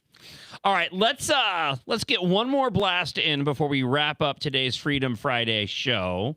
I think I know why they made this comment here. I appreciate the comments, but let's go ahead and hear from 612-584-4565. That is the Blaster line. Good morning, John Bryan from North Branch. I just want to say I'm glad that you're back on the air, and I appreciate your perseverance through all the trials and tribulations you've had to go through getting to this point.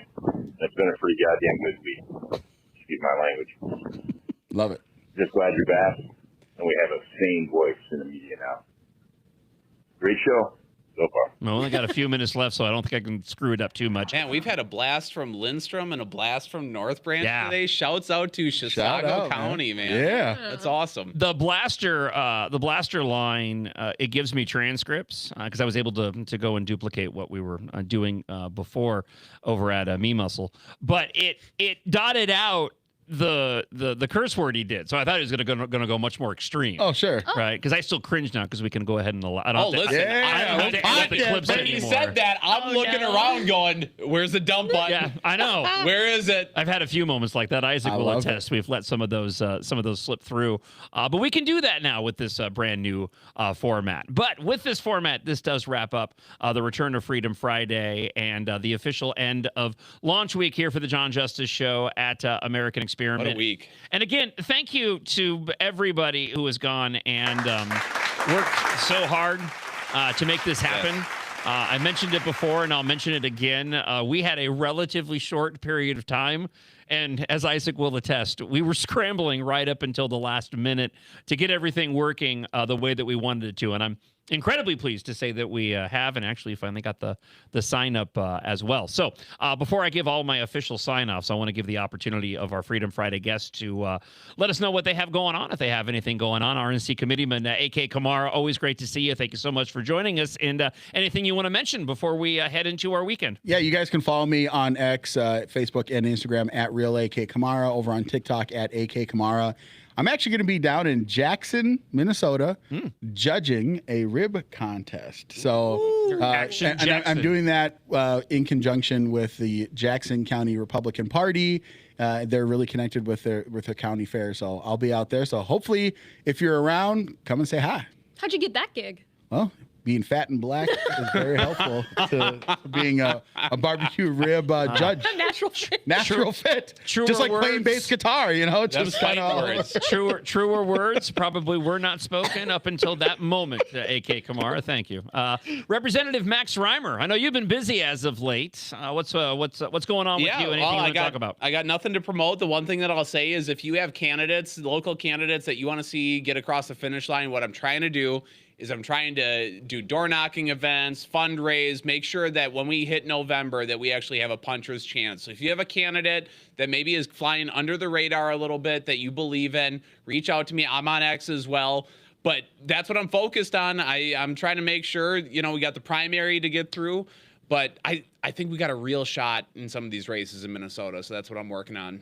Katherine Johnson from the American Experiment podcast out every Tuesday. I'm going to let you handle what I was going to do, but I'll let you do it. If people want to go and support the show, we encourage them to go to the website, make a donation, because they can get free stuff. Yes, they absolutely can with the launch of the John Justice Show, of course, at American Experiment. All of these things you're seeing cost resources and money, and we would love if you would support us in bringing John back on the air. It has been such a joy to have him here. I mean, we are all so happy at this office to have John here.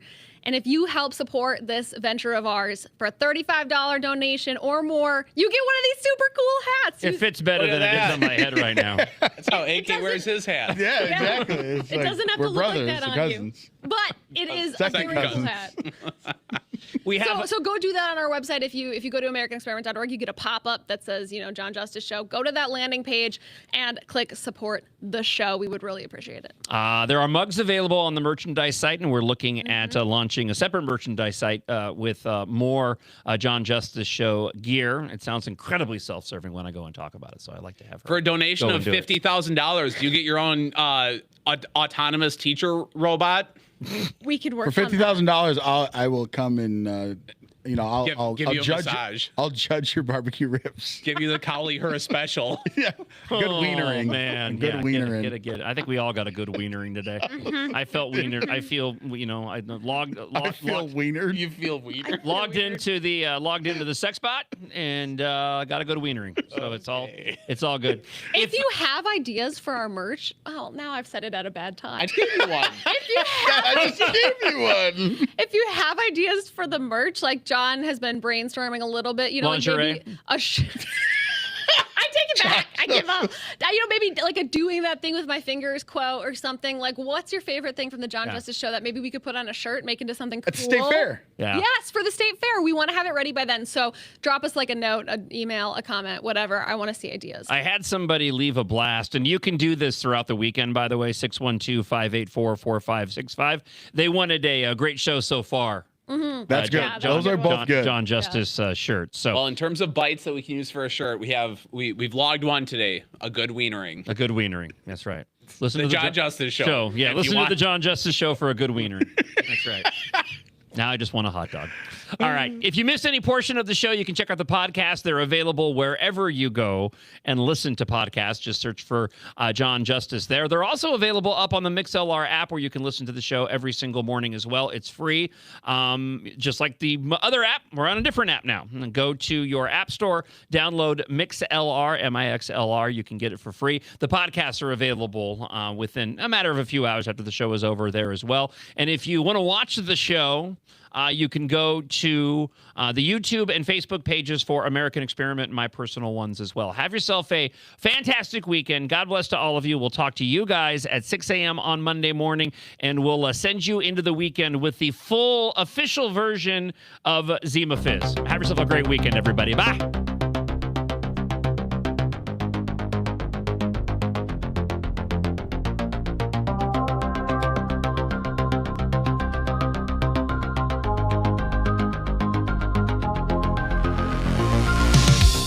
He speaks through static waves at dawn, a voice that lingers when night is gone. Twin cities hum with stories spun. John Justice rides the rising sun.